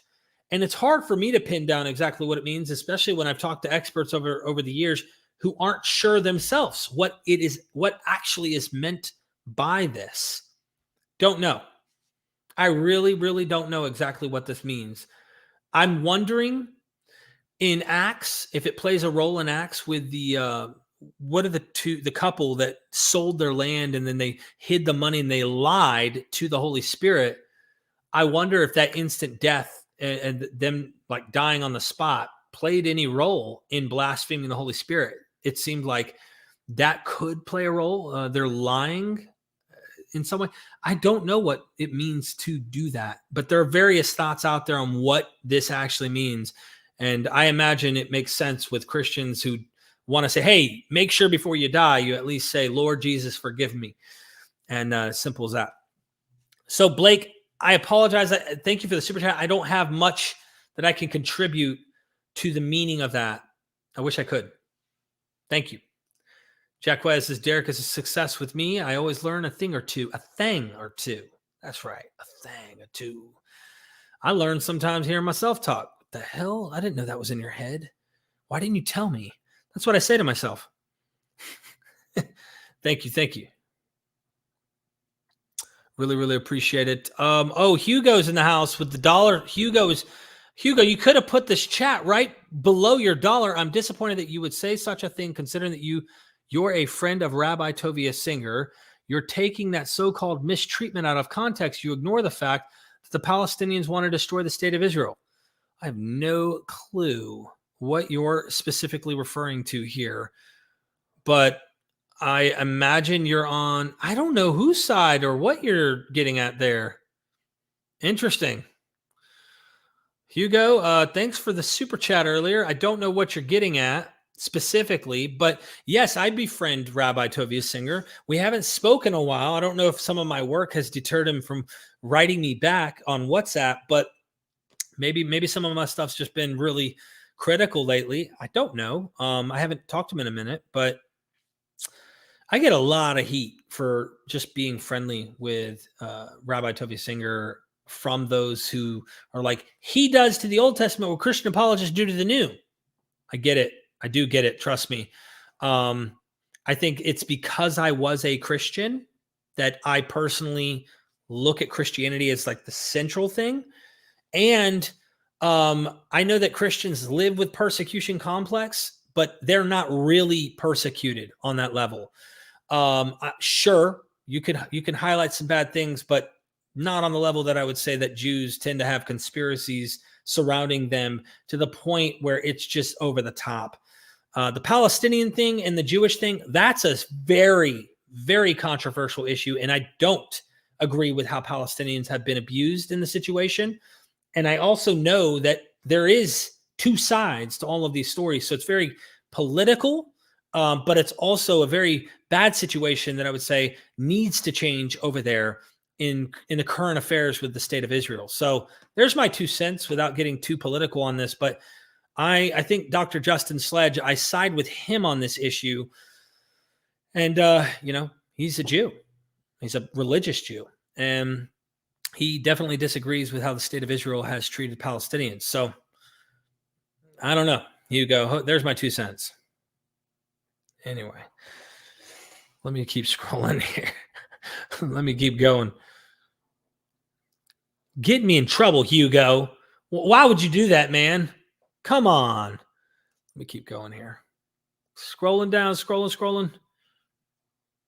Daniel says, yeah, one of the oldest beliefs people have about the dead. That's an interesting thing I didn't mention earlier, Daniel, with Osiris resurrecting and they mummify people. This is a very, very old idea. And it goes back millennia before Jesus that people believed in some form of resurrection, resuscitation, rebirth, recycle, reincarnation, whatever it may be. It can be agricultural and cyclical. It may be one time, as I think the Apocalypticism and Second Temple Judaism kind of gets to. But the notion that the dead are not gone for good, that is ubiquitous, I think. It's even just modern like psychologists or people that lose loved ones and they go to speak to these counselors, oftentimes the most common thing is that they're still hearing, seeing, experiencing their loved one after they're dead. And I think there's some science to explain why that is, even if someone wants to attribute it to no, this is the soul or the consciousness is still around or something like that. I think the science can explain it and it's just as good. But I understand why people still want to hold on to their loved ones after they're dead. But even neurologically, they're still there. And that person doesn't just turn off because they're dead and your experience with them. So I imagine that people in America, in the Americas, Native Americans, while they were totally separated from the rest of the world, probably had something like this as well because of our human experience that we share. Daniel, good reminder to bring that up. I didn't think about mentioning Osiris, but there may be, as some scholars said, direct correlation somehow with the myths within Osiris and Isis cults to Jesus. Don't know. There could be. Vesper, what's Luther up to today? I missed the dynamic duo. Vesper, thank you for the super chat. I have not heard from Luther in a long time. And Luther was a wonderful, wonderful guy. I must admit, he's into some stuff I'm not into. And that's about where I'll end it in terms of the things he's up to today. So forgive me. I don't care to get into any of the details. But He was always well-spoken, a very bright man, and a good friend. And he stopped contacting me after a long time. And then when I saw some of the things he's saying online, I'm like, oh my gosh, man, what the heck? I just say some of the stuff goes off the deep end, in my opinion. So Vesper, I really appreciate the reminder. But yeah, we came from humble origins, and the fact that you know that tells me you've been around for a minute, and I thank you for viewing us that long. Conan Lee in the house. Oh, snap. I haven't seen Conan in a minute. Let me open my eyes a little bit. Would you consider interviewing Christian Prince, an Islam criticist? What are your thoughts of him? And if you know, what do the scholars per se think of him? Cheers. Okay, got to swig my water to answer this one. So, I have come across Christian Prince's work. He is a staunch Christian fundamentalist, I would say. And he weaponizes his critique of Islam to bolster Christianity. And he wants to tit for tat use Christianity against Islam to show why Islam gets things wrong. And of course, we'll be critical of that. But we see the same thing with Rabbi Toby Singer, for example, with the New Testament, right? So I don't think this guy likes me. I've seen him make a video where someone sent me and told me, just watch this part where he made a derogatory remark about me. And he's known for that for sure. As far as academics, I can't name any, but I can guarantee you without even having to ask them, if I sent the Islamic scholars that I talk to, the Western ones, if I sent them his material, they would probably be like, what?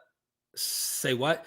And it just sounds like two apologetics, going at it. So they may agree with some of the things that might come up, a broken clock's right twice a day.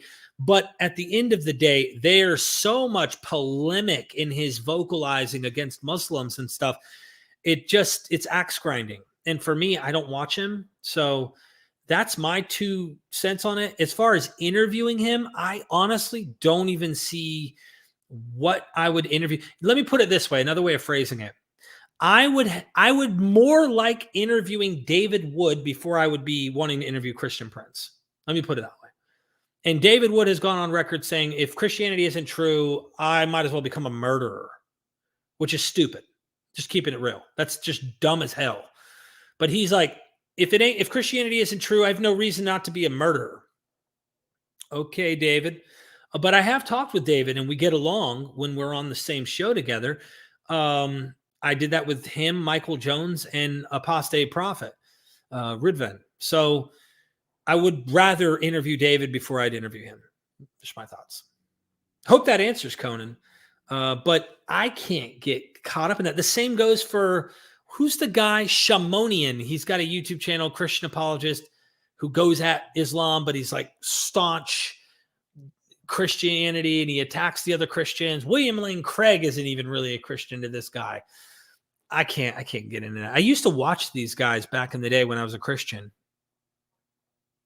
So what do you do? Thank you for that, Conan. I'm gonna scroll down here and see who else is in here. And if we had anybody else that was super chatting, any questions or had a question or something. Would you invite? Are you kidding me? Of course I would. Right now, actually, I hope that he'll give me the time at some point. I'd love to, especially on pre-Islamic Arabic inscriptions in the region of Arabia. Goodness gracious, there's some great finds that we've been discovering. But right now, in light of publications and stuff, and the direction I'm trying to take my channel, I hope that it becomes more ecumenical for him to come on. I've done some critical, polemical stuff with Islam, but I also want educated, good scholarship. And so I need to balance that in a way, because Islam is a much more sensitive topic to actually breach. It's not like Christianity, where centuries of being critical of it has been acceptable. And it's not the same. We're making a change, but it isn't and hasn't been the same with Islam. And I am trying to do that in a way, though, that is academic and lets people know, like, hey, dude, I don't have anything against you. I just disagree with the worldview or the material, or I don't believe any of that stuff. So there's a way we have to be careful in doing that because of the social issues that we see that come from it. I mean, there are people who hate Muslims. I mean, I'm not just saying that. I'm not naming names. I know personal people close that are family that make just every once in a while you can see it and you hear it. And keep in mind, my father was over in Afghanistan when the war broke out in 2001, or when that happened and 9/11 happened. Immediately, soldiers were sent to the Middle East. My father was in that line of fire. And the stigma that came from anyone who's religiously affiliated with Islam in America, people looked at you and put you on that list, and you were watched. And that is still a thing in America in many places, and got to try and get better. So I would love to have him on, and I want to not create complete hate toward any people group, but I do want to create good content that educates, even if it is from a skeptical perspective. Thank you for bringing that up. I just needed to highlight that. Rama, again, thank you. Paul's message won as it took middle place. It hijacked Roman imperial theology and subverted the radical rebellion of the Jewish messianic movement. I definitely would say it worked with Roman imperial theology to some degree. Subverted the radical rebellion of the Jewish messianic movement. I mean, one could argue that maybe even Jesus himself wasn't a fan of the radical, rebellious, sword-wielding, fighting, going against Rome movements, even though he was kind of a protester to the point where riots would have potentially broke out. But as far as the idea of Roman imperial theology, I see that in Mark. I see that. I think Paul's also doing stuff to that effect as well. So I think we're in some way similar on this, but radical rebellion of Jewish messianic movement, I'm not so sure how to understand that in light of Paul. I don't know. I'm still trying to wrap my head around some things and continue to study. So maybe you have some books you recommend. I'd be happy to look into them and see what scholars are saying on that. Max Hendrick, thank you so much for that. Big 20 there. Speak of the 3rd century crisis, the division of the Roman Empire by Diocletian, and the effect of those events regarding the development of the Catholic Church and the implications of this into the present day. The division of the Roman Empire by Diocletian, which I don't know historically well at all, and the effect of those regarding the development of the Catholic Church and implication of this into the present day. As far as Diocletian goes, I personally have no inside information. I have not studied this person, and I'm so sorry that I'm not the guy who has the answer to this.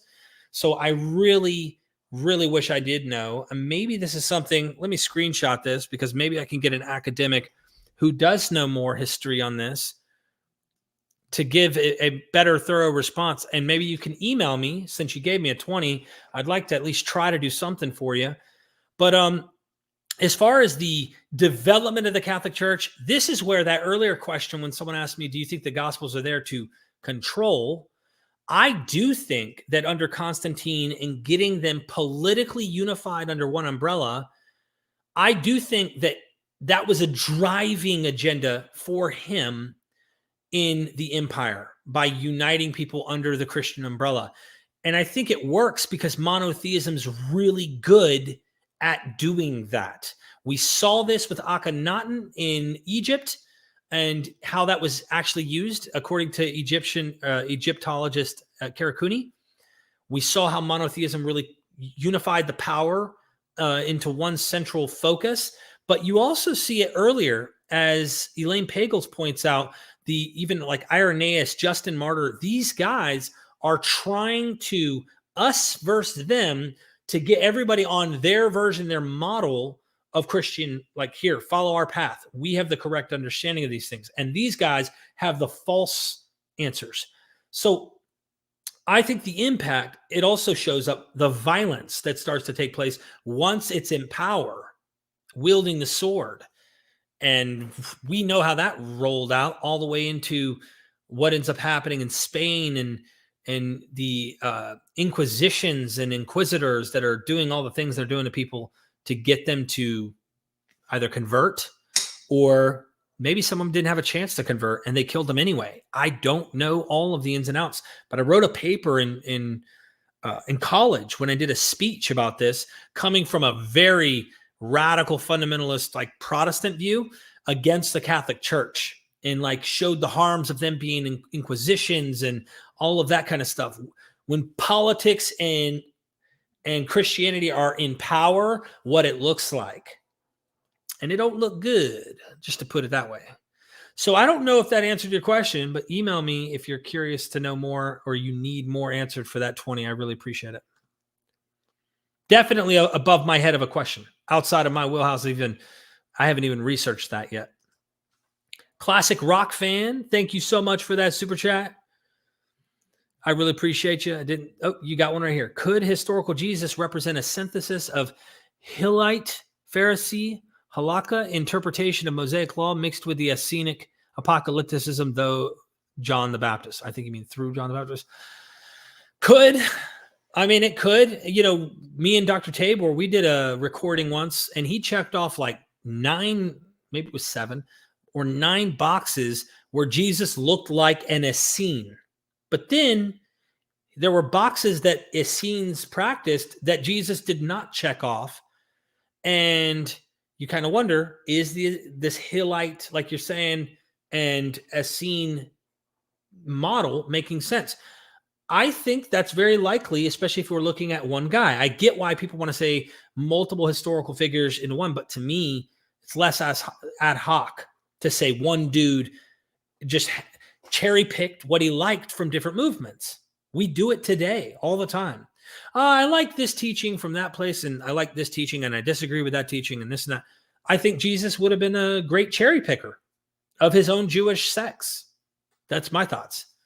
Thank you for that super chat. I really appreciate it. And the question, Ray Ashima says, I was addicted to the pneuma of Jesus. I really was, I would say. And I experienced what I thought was the Spirit of God. And I know that some Christians go, no, I've never experienced anything. I just believe because the evidence is so obvious. It's not obvious.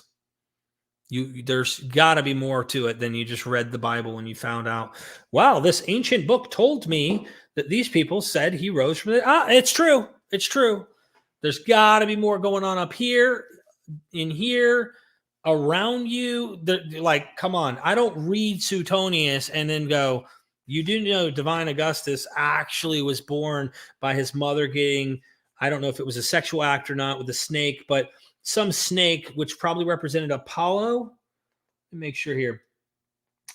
Attending the sacred rites of Apollo. Yep. In the middle of the night, her litter positioned in the temple in the middle of the night. Oh, sorry. Fell asleep while the other matrons were also sleeping.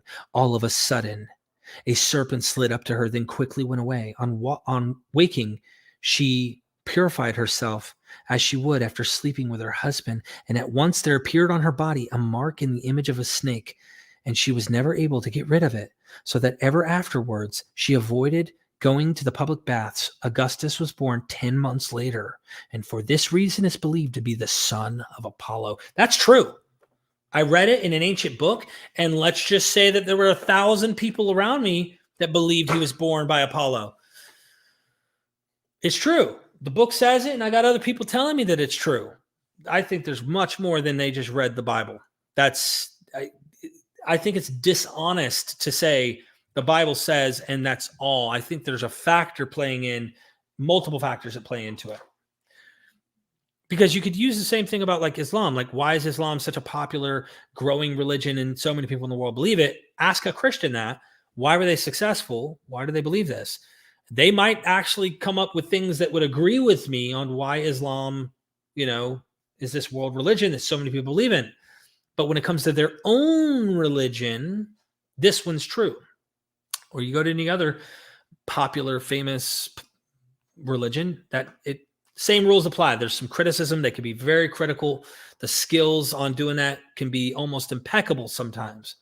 But when it comes to their own, right, it's Max Hendrick again, or Max Hendrick. Speak of the 3rd century crisis, the subsequent division of the Roman Empire. Did I already get this? I did get this. I don't know if did you send that twice, man? I hope I didn't skip you. Yeah, you already sent that. So I feel bad now that you really sent that. Email me. Please email me. There's no option for me to like refund and stuff on here. I'd be happy to get you on the Diocletian stuff with academics I know. So please do. Imnag, can God be defined in a more clear way? The most popular belief is that he is the creator of everything, but even that doesn't make sense to any critical thinking person. I don't know. I mean, so the way I'm taking this question, and this is a little bit probably different than what you imagined me to say. When I was deconverting and I was slowly trying to still hold on to the idea of God and understand God, I came to a point when I was looking at patterns and, I was into the astrotheology and thought about how there's some numerical structure to the universe and stuff. And I thought maybe God is math, kind of like the mathematicians, the Christian mathematicians who would say God is geometry or God is math. God is this mathematics, which technically you can get to Spinoza and almost say like God is nature, all existence and what is, that's God, right? I think that's a redefinition, even though that it overlaps with what I think the ancient Near Easterns really did think about God as someone who controls weather, volcano, earthquakes, famines, you name it, pestilence, you name it, all those famous Bible words we all know. But if I did think there was a God, it would be, that thing where we say, well, why is there something rather than nothing? Something would just be what I would say. And that is, it would be more like a scientific law rather than a personal entity. And so that's what my understanding would have been, that it would have been a law, almost like just nature itself, not this personal entity that we are in the way that we're kind of expressing to one another. And that's where I started heading with my thinking at some point. Eventually I started going, why do I need to keep holding on to God? Why do I need God? If I'm now starting to think that this is a reflection, like a mirror in my mind of me personifying my thinking, my imagination and such. So assuming agency's there, it's like you could talk to yourself in your own head and that in some way reflects God. It's complicated. So I don't know why the baggage needed to be kept, but I kept it for a long time. And then eventually I started going, maybe naturalism makes better sense for me instead of the God idea. But then you still can't answer, Derek, why there's something rather than nothing. And I've stayed up long nights asking myself, are we asking the wrong question? Like, what if it isn't possible? We like to be philosophically, we like to be hypothetical in our brains and think about this. But what if it's not possible that nothing could be nothing? Like there's no way that nothing couldn't exist. What if always something always has and always will, and there is no way that nothing could exist? Isn't the question in a way wrong at that point? That was my question. So I know it sounds weird and I just freaking probably made people go like, what? But I would stay up nights just in past months, sit there and think about it and go, is that the wrong question? The deepest philosophical question is, why is there something rather than nothing? Is that the wrong question? It's cool to think about, but like, what if that question isn't even possible? That nothing could be before. So I just think that brute fact of saying, well, something exists is a good one. Don't know. Imnag, thank you so much for that. Making sure. Robert cried when Santa didn't exist. Robert, you're not alone, Robert. Don't worry. That dude was awesome. He brought all the badass gifts. I think the reason kids get so invested in mythological figures is because they represent human ideals we in our day-to-day lives fail to live up to. Interesting. I appreciate you throwing that in there. Birdie says, Derek, have you viewed your opinion on the Palestinian-Israel conflict? I think I talked about that briefly, and it's a hot button issue. But I definitely think you can go and Google some stuff on that and find out that it gets pretty bad over there for sure. Hebrew is Greek. Type Joseph Yehuda, Wikipedia. What are your thoughts? Thank you for the super chat. Hebrew is Greek. You got all right. Is this like a test or something? Joseph Yehuda. And you want me to look it up on Wikipedia, you said? Wikipedia. All right, let me see what we got here. Wikipedia. All right. Joseph E. Yehuda. This is in another language here. That was not in English. Here it is, I think. Joseph ben Judah. Nope, that's not it. Wikidata.org. Joseph E. Yehuda.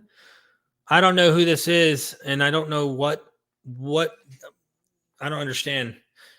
But I would say to the philologist people I know, they would not say Hebrew is Greek. But thank you for the super chat.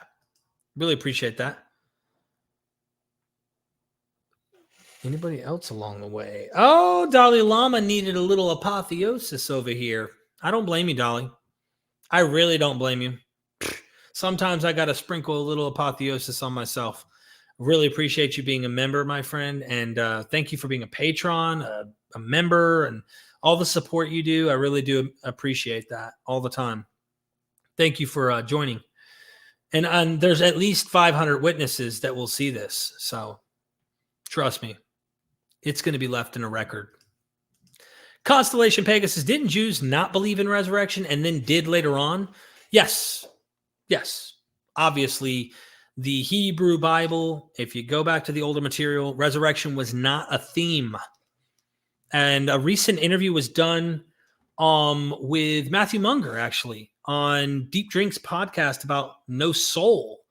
Like what's up with the soul in the Old Testament, the Hebrew Bible. And that seemed to play a significant role in his deconversion, I think. I don't want to put words in his mouth, but I think.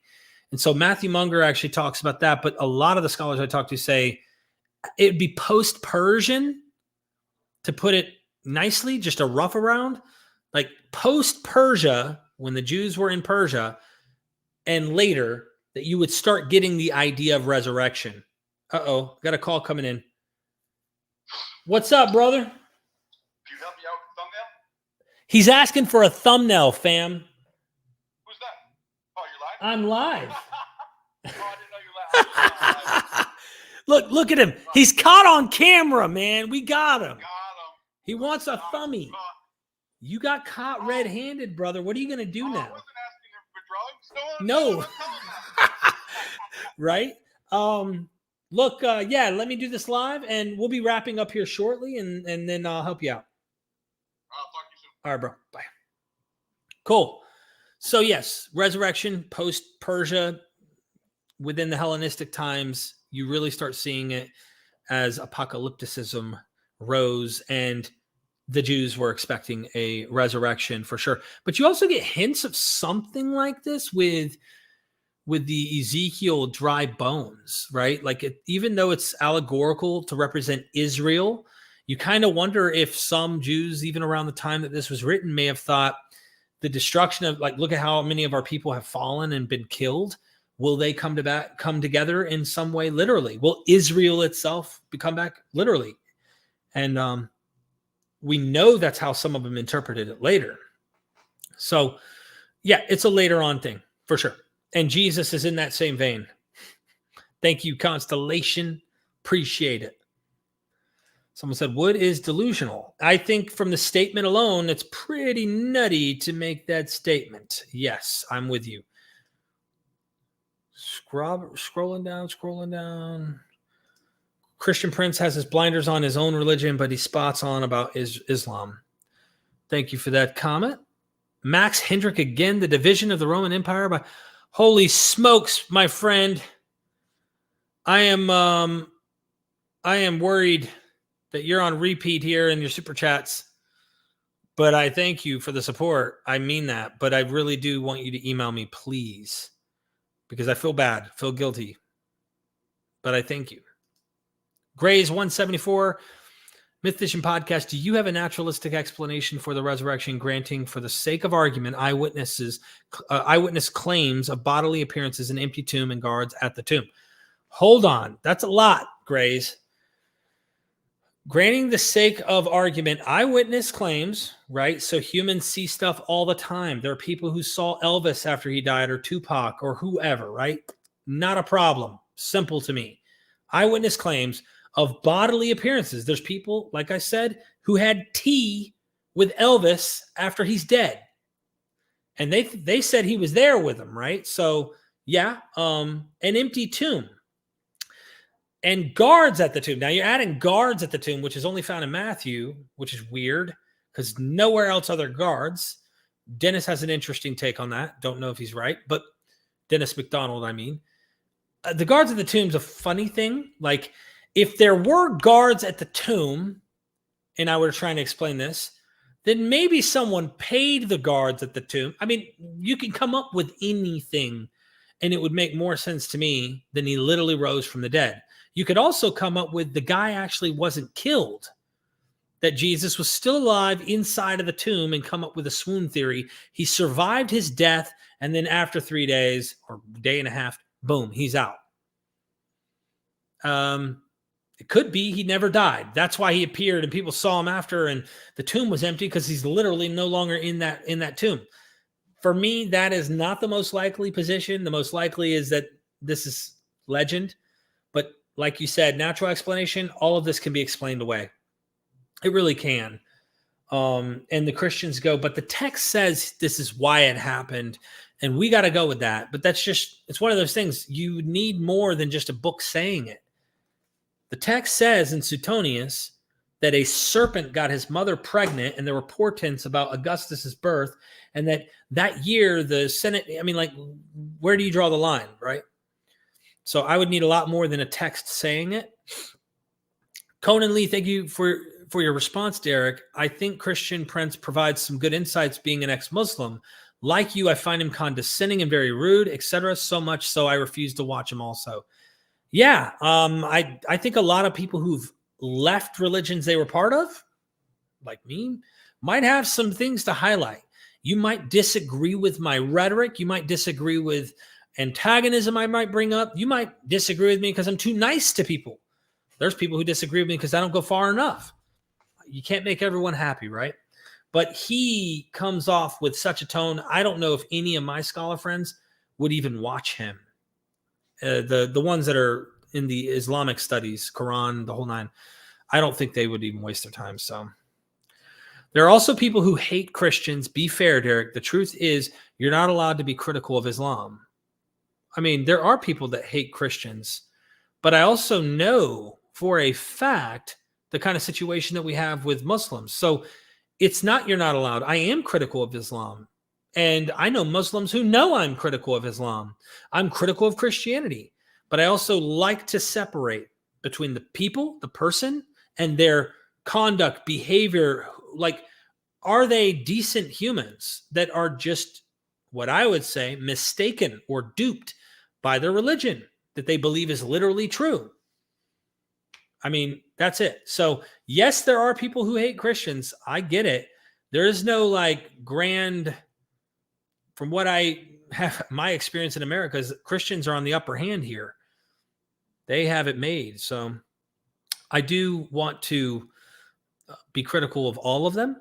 And also, I have to also be careful with the academics who are going to participate in being critical and how we approach that. Because many of them don't believe Islam, but they also aren't like antagonistic to the core against Muslims and what they're doing in Islam. So it's one of those things. It's tit for tat, you know. That's why I think a lot of these ex-Muslims or people who are critical of Islam that are mostly Christian apologists, mostly I say, do not have these academics ever join them. And they aren't interested in joining them because it's an axe grinding only focused on one thing. Grays 174, what do you think about modern Messianic Jews? I think if we're talking about Messianic in the sense of like Christian Jews, I think that they're just, I don't know what to say. I think it's interesting to see a small pocket within the small amount of population of Jews in the world that might follow Jesus, that claim to be Jews. It's really odd. It doesn't seem like that was the norm throughout history. And if you're talking about Messianic Jews in the sense of like non-Jewish Messianic Jews, I would imagine they would probably fit in a Zionist camp of some sort. So I don't really know how to answer your question here, Grays. Don't hate me.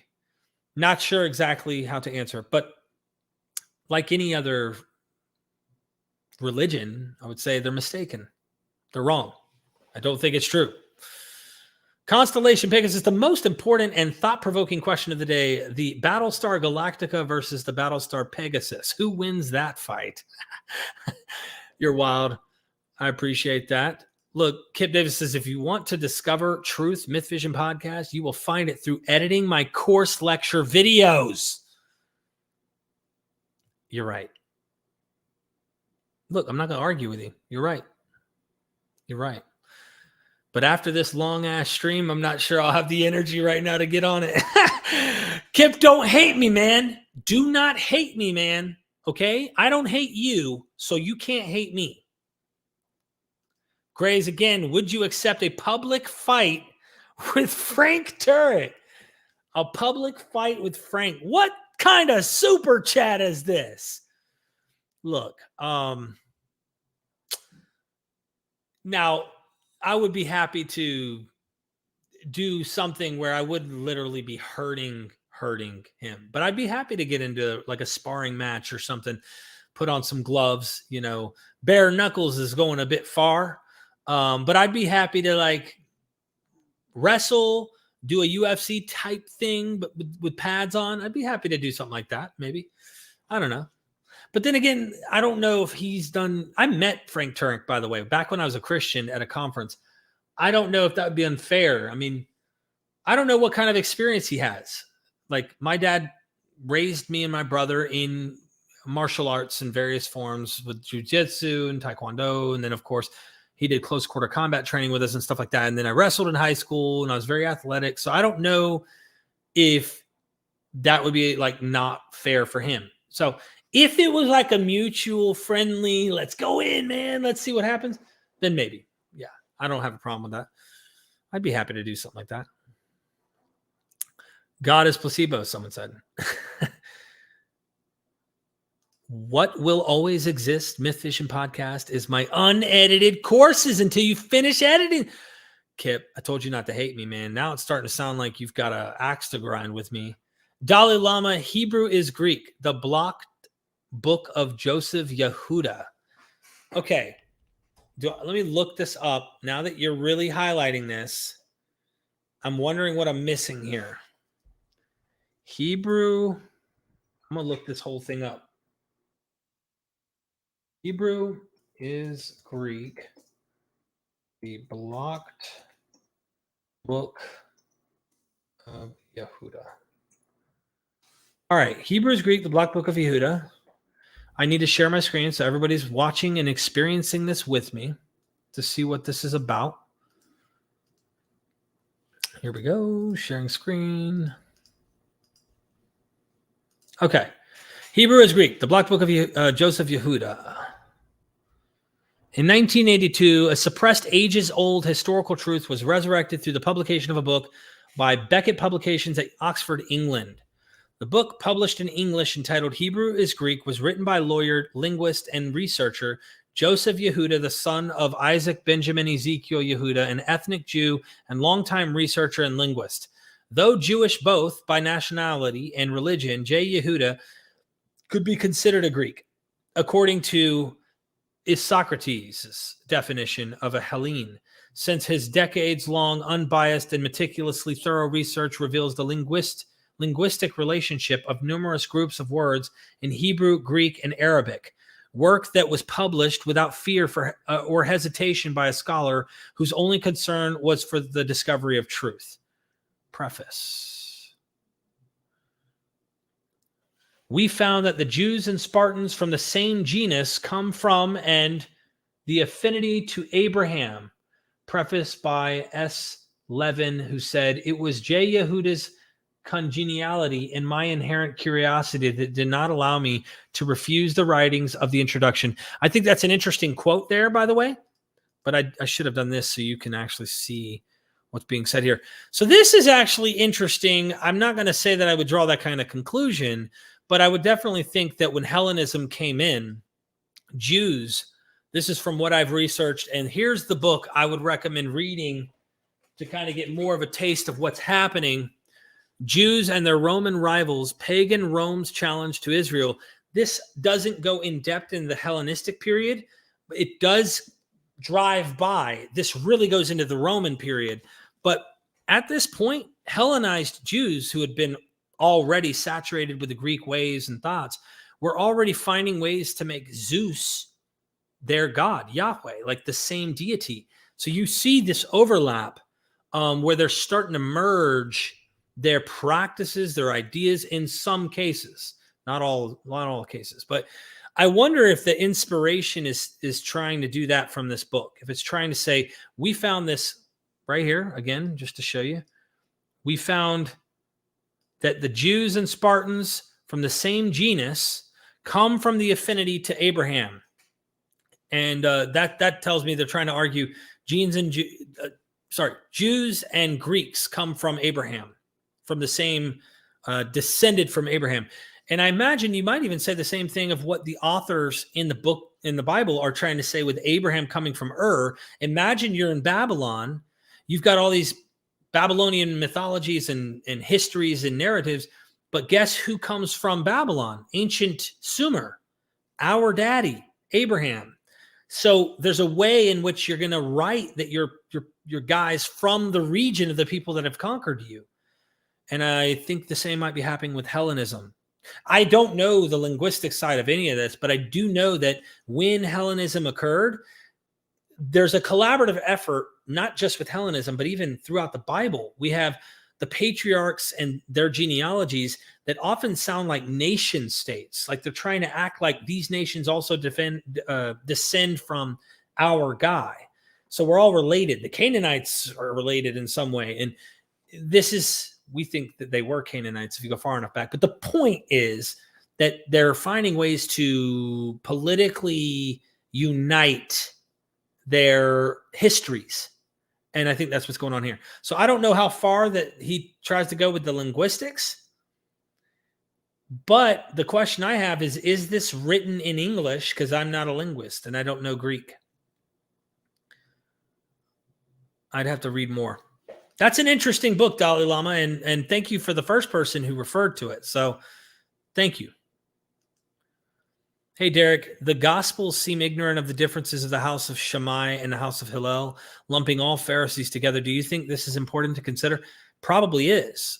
It could be. Maybe not. Maybe the author has some other particular form. Maybe he has some idea that certain form of Pharisees are the bad guys. I don't really know. It might be worth considering, but that doesn't mean that Jesus couldn't pick practices from the Pharisees. Jesus believes in the resurrection of the dead, according to the Gospels, and so do the Pharisees.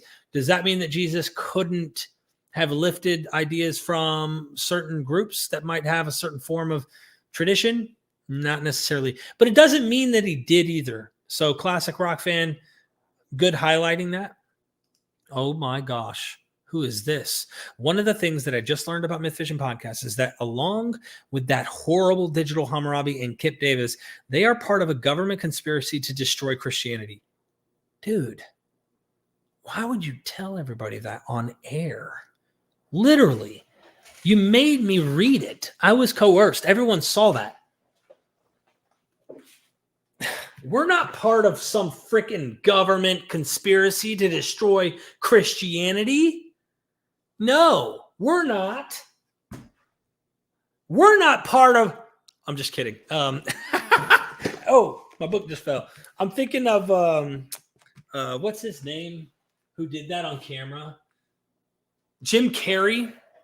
I got that book from one of my friends who's actually a Freemason who came, Gary Stone. And he actually explained the whole thing. I've even got his Master Mason apron over there. So, Josh, when you're ready to do our satanic cabal ritual and sacrifice some of the infants on the altar and all that, like, hit me up. You already know the deal. We just don't want everybody to know what's really going on.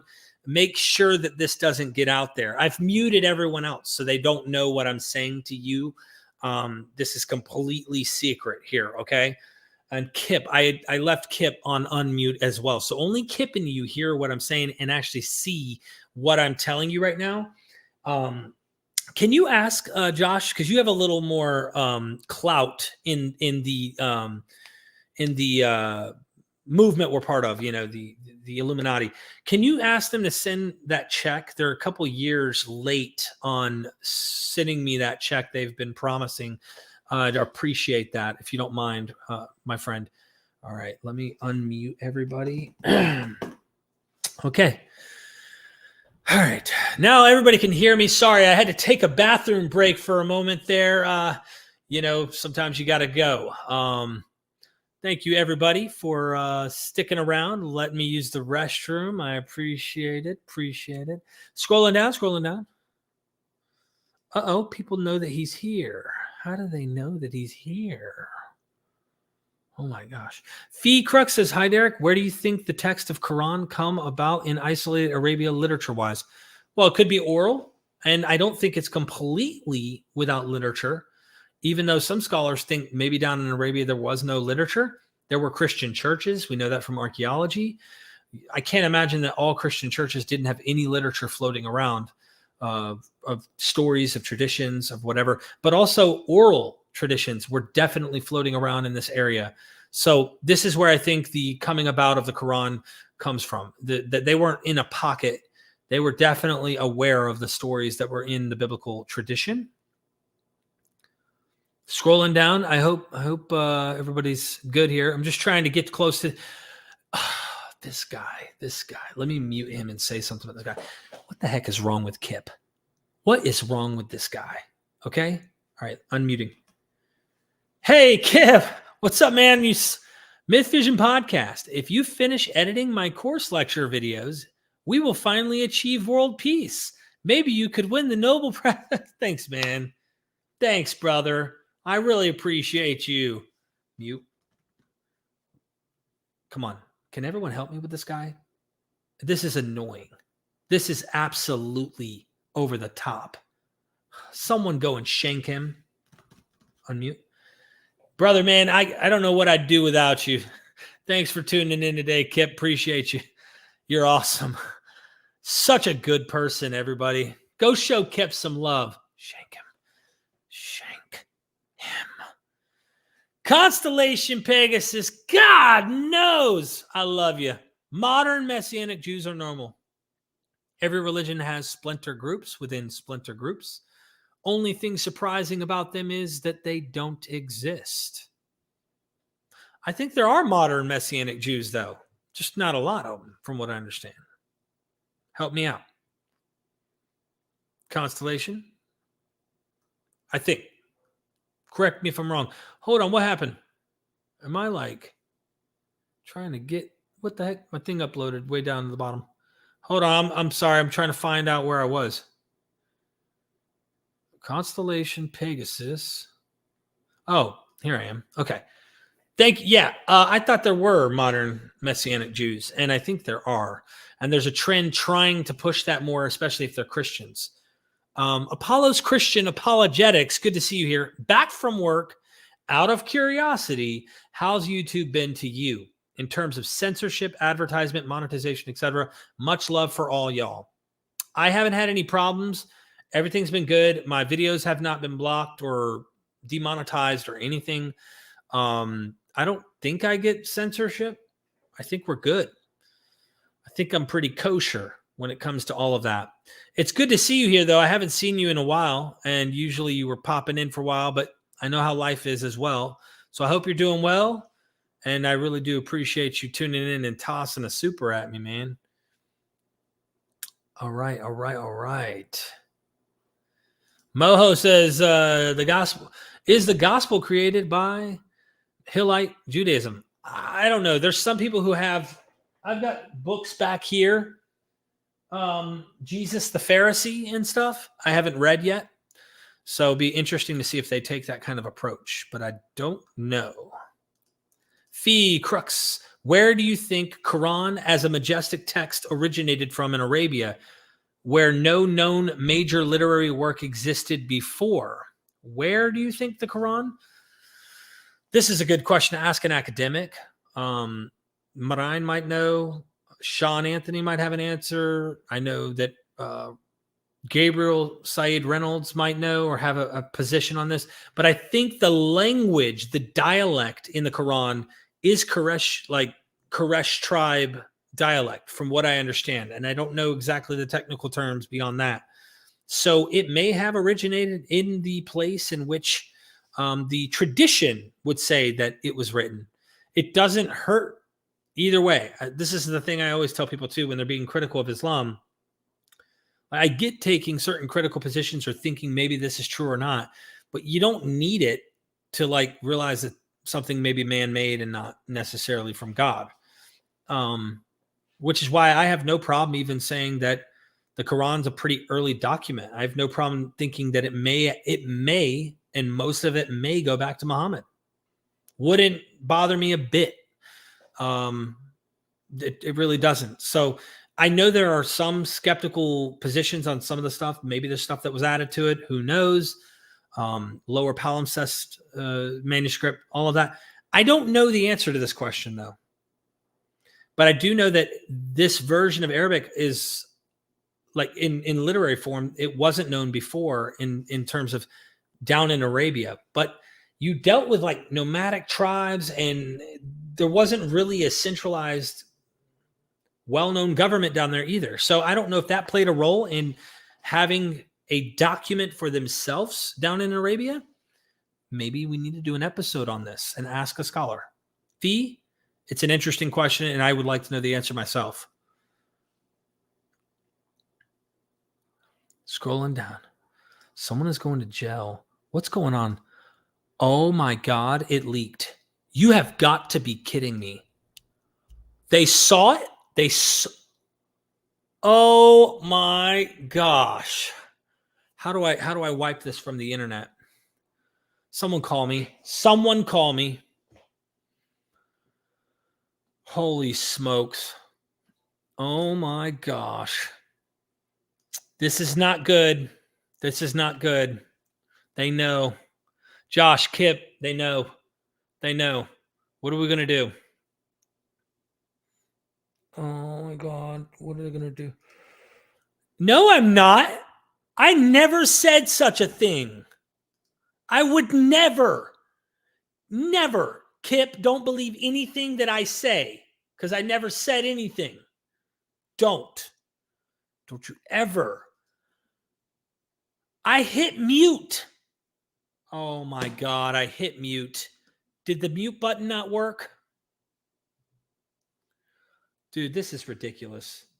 I got to get a new keyboard. I'm going to They found out.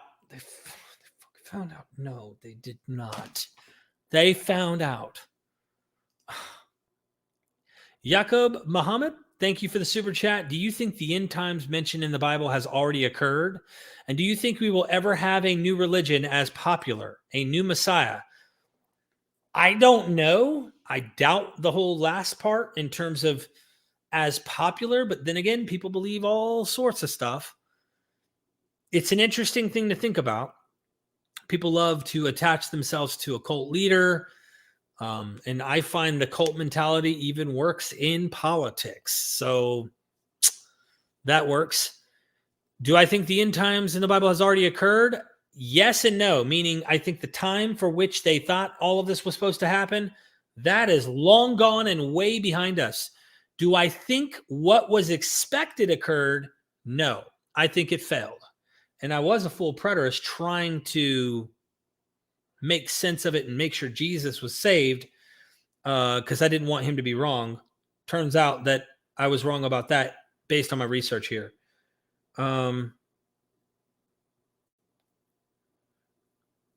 Okay, sorry, I'm reading.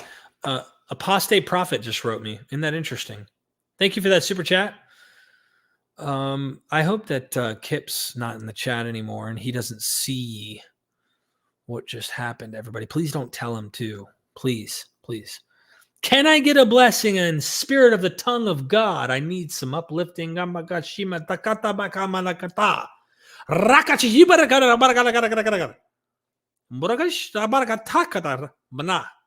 you go, man. You got a big blessing there, brother. And I know you could feel that from me to you. You felt that, didn't you? Don't lie. Just let everybody know. You know you felt that. There's no lying here on MythVision. We are only transparent. We don't mute nothing. We don't not say stuff to the public. No secret societies here. No Illuminati. No Freemasonry. None of that. Know what I mean? You know what I mean, Mr. Monster. You know what I'm saying. Right? I hope that the blessings of tongues actually seeped into you there. There's just a power there. Didn't you feel it? I need to hear from you, though. I need to know that you're truly receiving the blessing there. So let me know in the chat. I'm looking. Kip Davis says, you should probably just fold the channel and get back to editing my course lecture videos. Do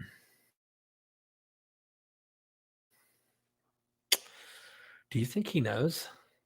Do you think he knows? Someone think Seed of Iblis thinks that the jig is up. Oh my gosh. Oh my gosh. I felt it. I knew you would. I freaking knew that you would, Mr. Monster. It makes me feel good that you felt. I felt the power leave me like Jesus did when the woman touched his little hem of his robe or whatever you call the thing that's a T word. Anyway, she felt the power and then he felt it leave him even though everyone's touching him. I felt the power leave me. All right, Kip, listen, I have to go because Kip is the nicest guy in the world. He's abusing me, everybody. He's abusing me. And I'm going to make sure that I edit this video that I'm so excited and can't wait to edit so that we can get you this course. Hope. You know what I mean? Thank you. I hope nobody's taking me serious right now because I'm being absolutely sarcastic. No, I'm not. No, I'm not. Gray's 174 again. This is an apocalyptic message, so the end is here. I'm closing the gates. Nobody's entering the New Jerusalem after this. What do you think about IP's take on Jesus not being a failed apocalyptic prophet? That Jewish prophecy is dependent, conditional, on human activity, so partial fulfillments and delays aren't signs of failure. I think that he is doing everything he can to ensure that it did not fail. You want me to elaborate? I think that if he can find anything conditional, he'll capitalize on that to make sure that Jesus did not fail. I think that Christianity and apologists need this to be true so that their God in the flesh wasn't wrong. Simple. I don't know any other way to put it. I think it's clever. I think that what he's trying to do is highlight certain things that make it sound conditional. But overall, I'm with the vast majority of the critical scholars on this, and that is, it's apocalyptic. It didn't happen. Like all apocalyptic movements, reinterpretation, pushing off the date, waiting. They don't quit. They never say, oh, it's not true. They always have to change their thinking or wait longer for it to happen. So that's my thoughts, to keep it real with you. I'm friends with Michael, but I think Michael's dead wrong on this one, and so does Matthew Hartkeep. And we will be doing shows on that in time. I know, Trigger. I know.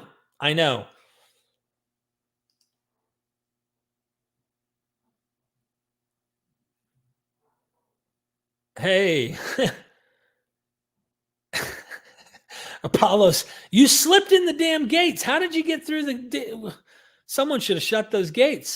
Do a vid asking Chat GPT to do Christian apologetics. I'm going to have to do that at some point for fun. But I seriously got to go because my friendship, it sounds like my friendship with Dr. Kip is on its last leg right now. And I can't do that. I can't.